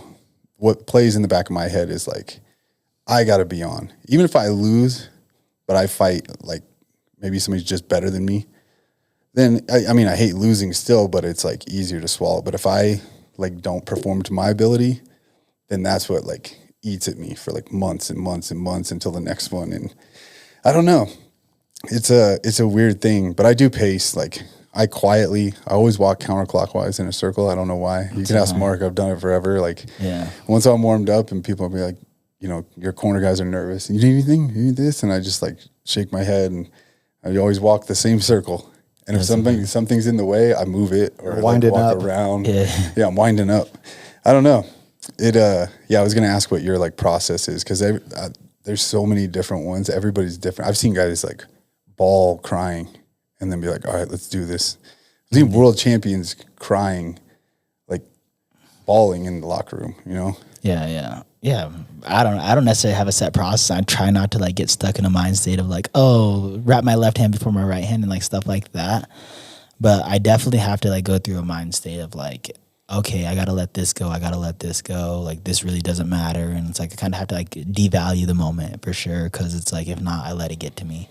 Like I guess I haven't let it get to me so far, but still like if I put a certain amount of importance on it or just blow it out of proportion, I feel like that's where I'll start fucking up, and like I'll start hating myself in those situations where it's like if I can go in there beforehand and like, okay, at the end of the day, like my family's still gonna love me, like I have people that care about me, and like that's what really matters. And it's like I'm just over here doing a job and like all that. Like I try to separate it. I try to separate all that and just like this is really nothing. So yeah, I think I have to get to that point, because mainly like up until it's almost walkout time, I don't even think it's going to happen. I'm like, some shit's going to happen right before this. I'm like, nah, this isn't going to go down. And I'm like, I might hurt myself in the middle of the warm-up. He's going to hurt himself, whatever it is. And then all of a sudden I'm walking out, I'm like, oh, this is fucking real. Like, this is going to happen. I I'll be driving the bus, like on the bus or like the taxi over, whatever it is. I'm like, oh, like, you know, with the car crash, like a million different thoughts of like, this is never gonna happen until I'm about to make that walk, and I'm like, oh fuck, he's already in the cage. Like, this is not good. You're like, are you sure he's in there? Did anybody check? Yeah, what the fuck? Yeah, I think it's great because I think nerves are good. I don't get them very bad, and sometimes that bothers me actually. Yeah, but You're a pro, bro. No, I don't know what it is because I mean, there's guys with a ton of fights like that are like even GSP was on the Nelk Boys podcast, and he was talking about how he was like terrified every time. He's like didn't want to fight, never wanted to, didn't want to walk out every single time, even though like best in the world. yeah, But everybody has their own different thought process. I just started telling myself real early on, like because it's a cage, you know, I'm like, all right, this is a cage. The door's locked. Everybody knows I'm here. I committed to this fight. It was on the posters, all this shit. This is how I used to break it down. I'm like, well, I can't leave. If I leave, that's even worse than getting my ass kicked. Like, what do you mean you bailed out the back? Like, The fence. so I used to tell myself, I'm like, it's a cage with a locked door. Like, think about it like jail. Like, nerves aren't going to save me. So once I get in there, he's going to try to fuck me up. So I better fuck him up before he beats my ass. And nerves aren't going to save me. Holding back isn't going to save me. That's kind of like the shit I say in my head. Like, none of that will help me, so it doesn't do me any good. yeah. You know, it's another weird thing that happens too is like I'll be in the cage and they're saying my name and I'm just like, this actually just feels way too normal. Like, you know what I'm saying? Like, it's also just like, I'm like, I don't think my adrenaline's kicking in yet. Like, I don't think any of that stuff. So it's like, I'll be in there and like, or like when we're stuck in the cage and fighting, I'm like, before like the first exchange is thrown or whatever, I'm like, this just feels like nothing really. Like, it just feels like, I don't know, like in the middle of the fight, it's always just like a weird moment where I'm like, this is every day. Like, my adrenaline's not going up. I'm not like feeling like extra cool or extra like, you know, like I'm doing something extra at all. That's like, I always have that in the middle of the fight where I'm like, this is just kind of weird. Then you hear someone yell some dumbass shit.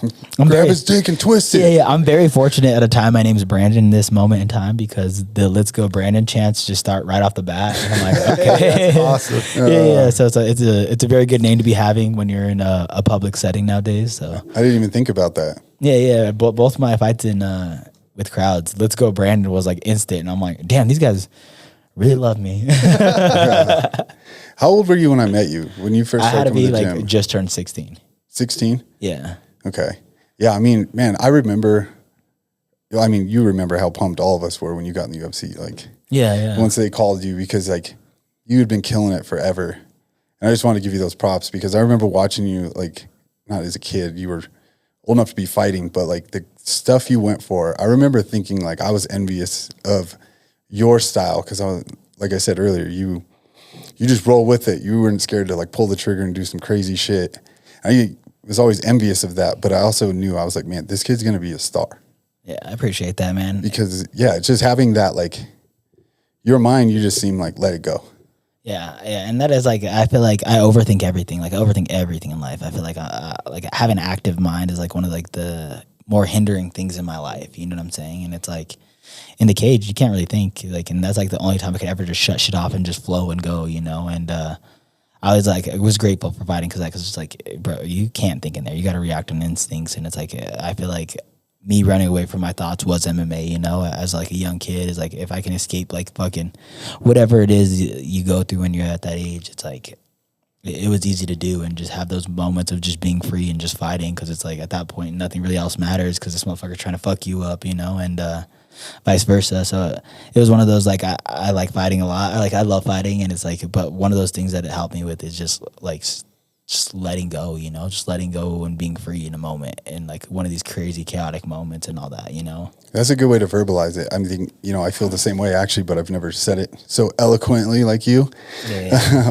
But yeah, that's what got me hooked on the sport is because, I mean, I think you're like me too. I have like ADD to the max. Like it's hard for me to focus on one thing. Like I have trouble reading books, everything, because like my mind will steer off, and next thing I know, I've flipped like 3 pages and I'm like, oh shit, I wasn't even reading that. My eyes were just looking at it. Yeah. But training and fighting, like jiu-jitsu, boxing, kickboxing, Muay Thai, all that is the only time, like when I'm training, I don't think about anything else. Yeah. Even if I like had a horrible day getting there, you know, got a car wreck or whatever, bills or anything horrible, as soon as I walk in there and start, like I don't think about anything else. And it's like meditating for me. So is bag work. I put in AirPods and I'll hit the bag for like an hour, just listening to some like crazy music and just going to town. And it's like the best. I always feel so much better after. Yeah, for sure.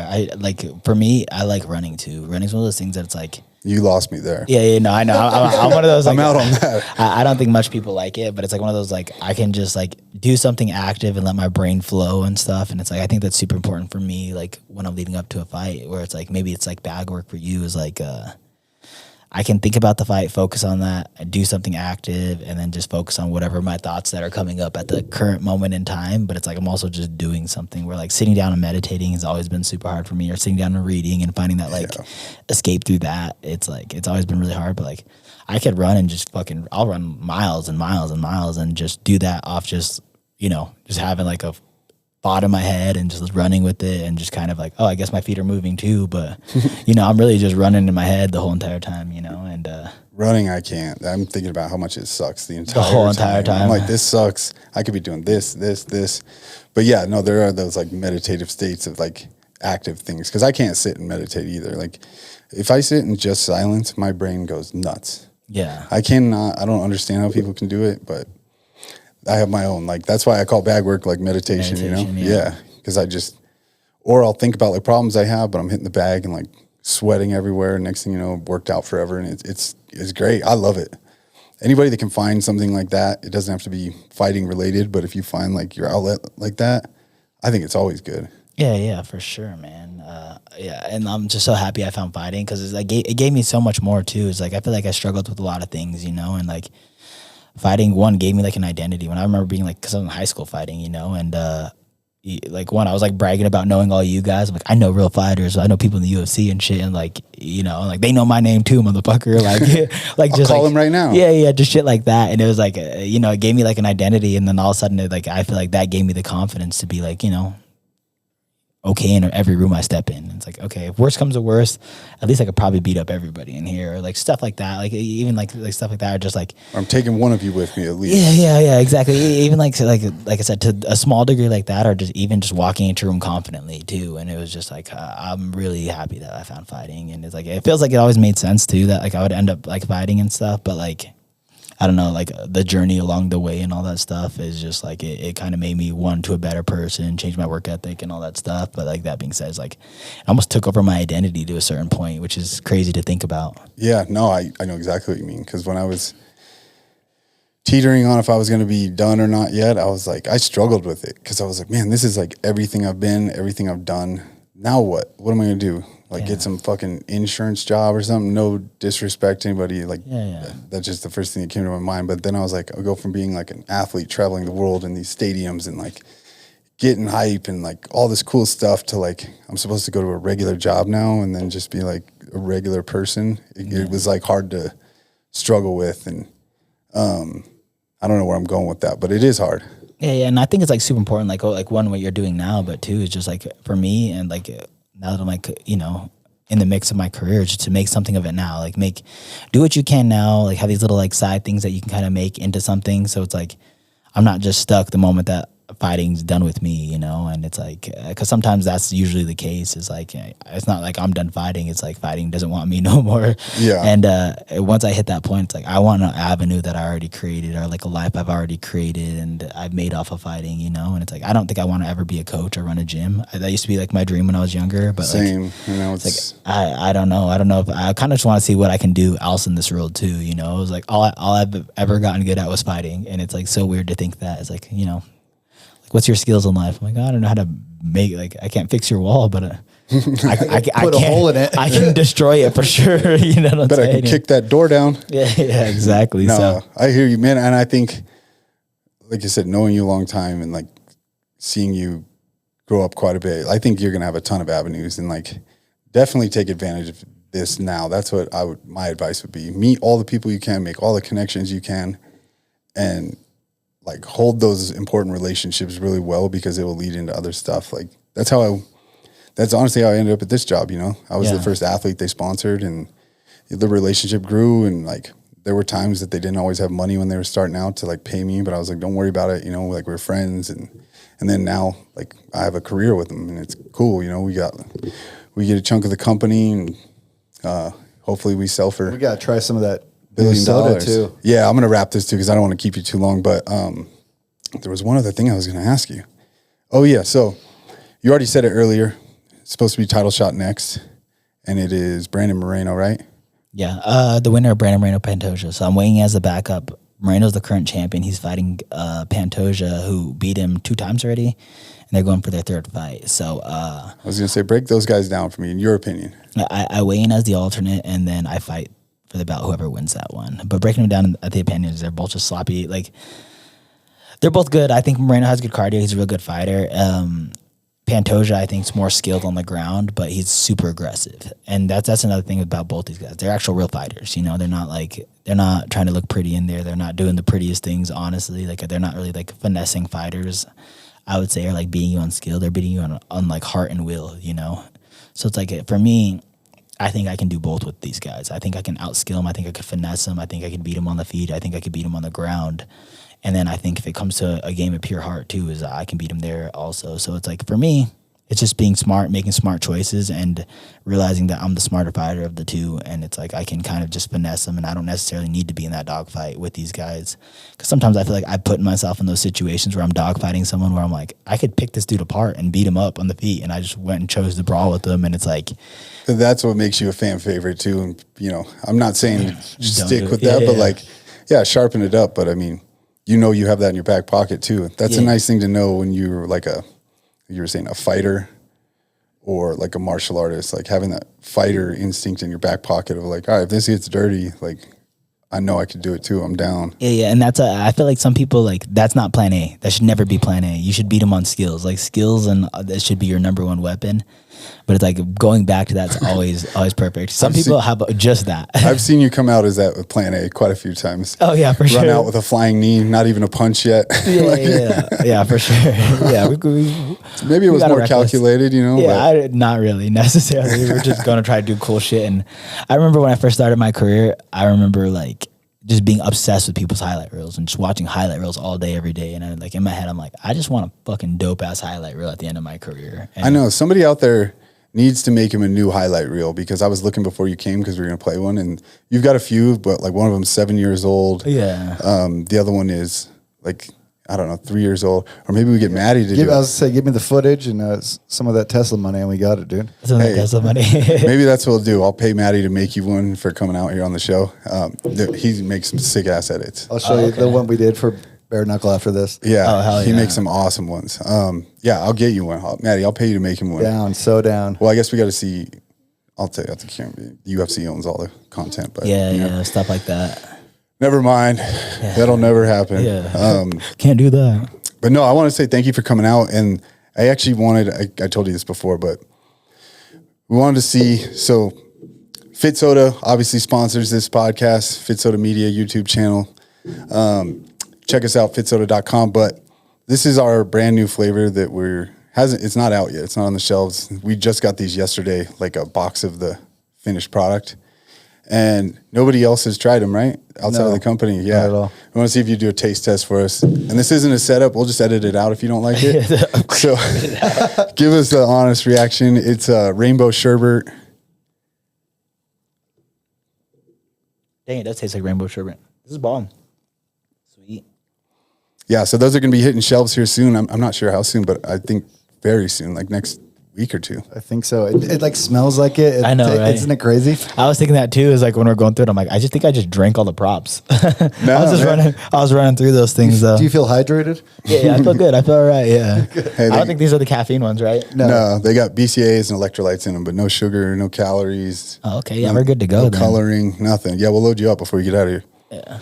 All right, well, right on. Hey, before we wrap it up, I just want to say thank you to you, bro. Like a big thank you to you, because like when I was younger and coming up, like this, like I never pictured this as a career. You know, I've never pictured it, and it was like I only knew one person who made it, and it was you. And I was like, damn, all right, this is like possible. You know, like I'm over here brushing shoulders with you or watching you train and stuff throughout my career. I'm like, okay, this is like an option. So it was like, we went to the same high school, didn't we? I was before you, I went though. to Chapel. You went to Bear, huh? Oh, okay. Yeah. No, but a lot like I said, older. that's close enough. That's close enough still. But that being said, it's just like Yeah, you paved the way, man. You paved the way for a lot of us coming up and all that stuff. So it's like the guys in the UFC at the gym now, it's like you paved that way for us. And it's like, for me, I wouldn't even pursue that shit. But I was like, damn, this is maybe an option, you know? Maybe this is something I can do, you know? And early on in my career or whatever, it's like I was watching you go to the Ultimate Fighter and have all the success. Another cool thing is you had all the low on all the Ultimate Fighter stuff, so I was making bets on the side. Don't cross me right now. I'm just kidding. Hey, that's not illegal. That's not illegal. Yeah, but yeah. So I appreciate you, man, because I don't think I would ever be here without you for sure. So Oh shit! Thank you. we're getting man. that title Appreciate shot next because of you, bro. I know. Hey, just do us one favor after you win that belt. Just bring it in here and we'll do another one. Oh fuck yeah, for Yeah, sure. I want a picture with it. Yeah, you got to let us keep it though. We're gonna hang it in here. Yeah, replica. You can have a replica. We did everything for him. We let him on the podcast. It's They got because of him those the title fit sodas shot. he won. Yeah. No, right 7 on. fit sodas later, he won the championship. Thank you, everyone, for listening. Make sure you like and subscribe. And then where can people find you? They want to look you up. Just Brandon Royval on everything. In the winner's circle holding the belt if you want to find him. Yeah, we'll link his stuff. I mean in the here. streets. Yeah. Call me RawDawg. Yeah. All right, man. We're out, and we'll see you next week.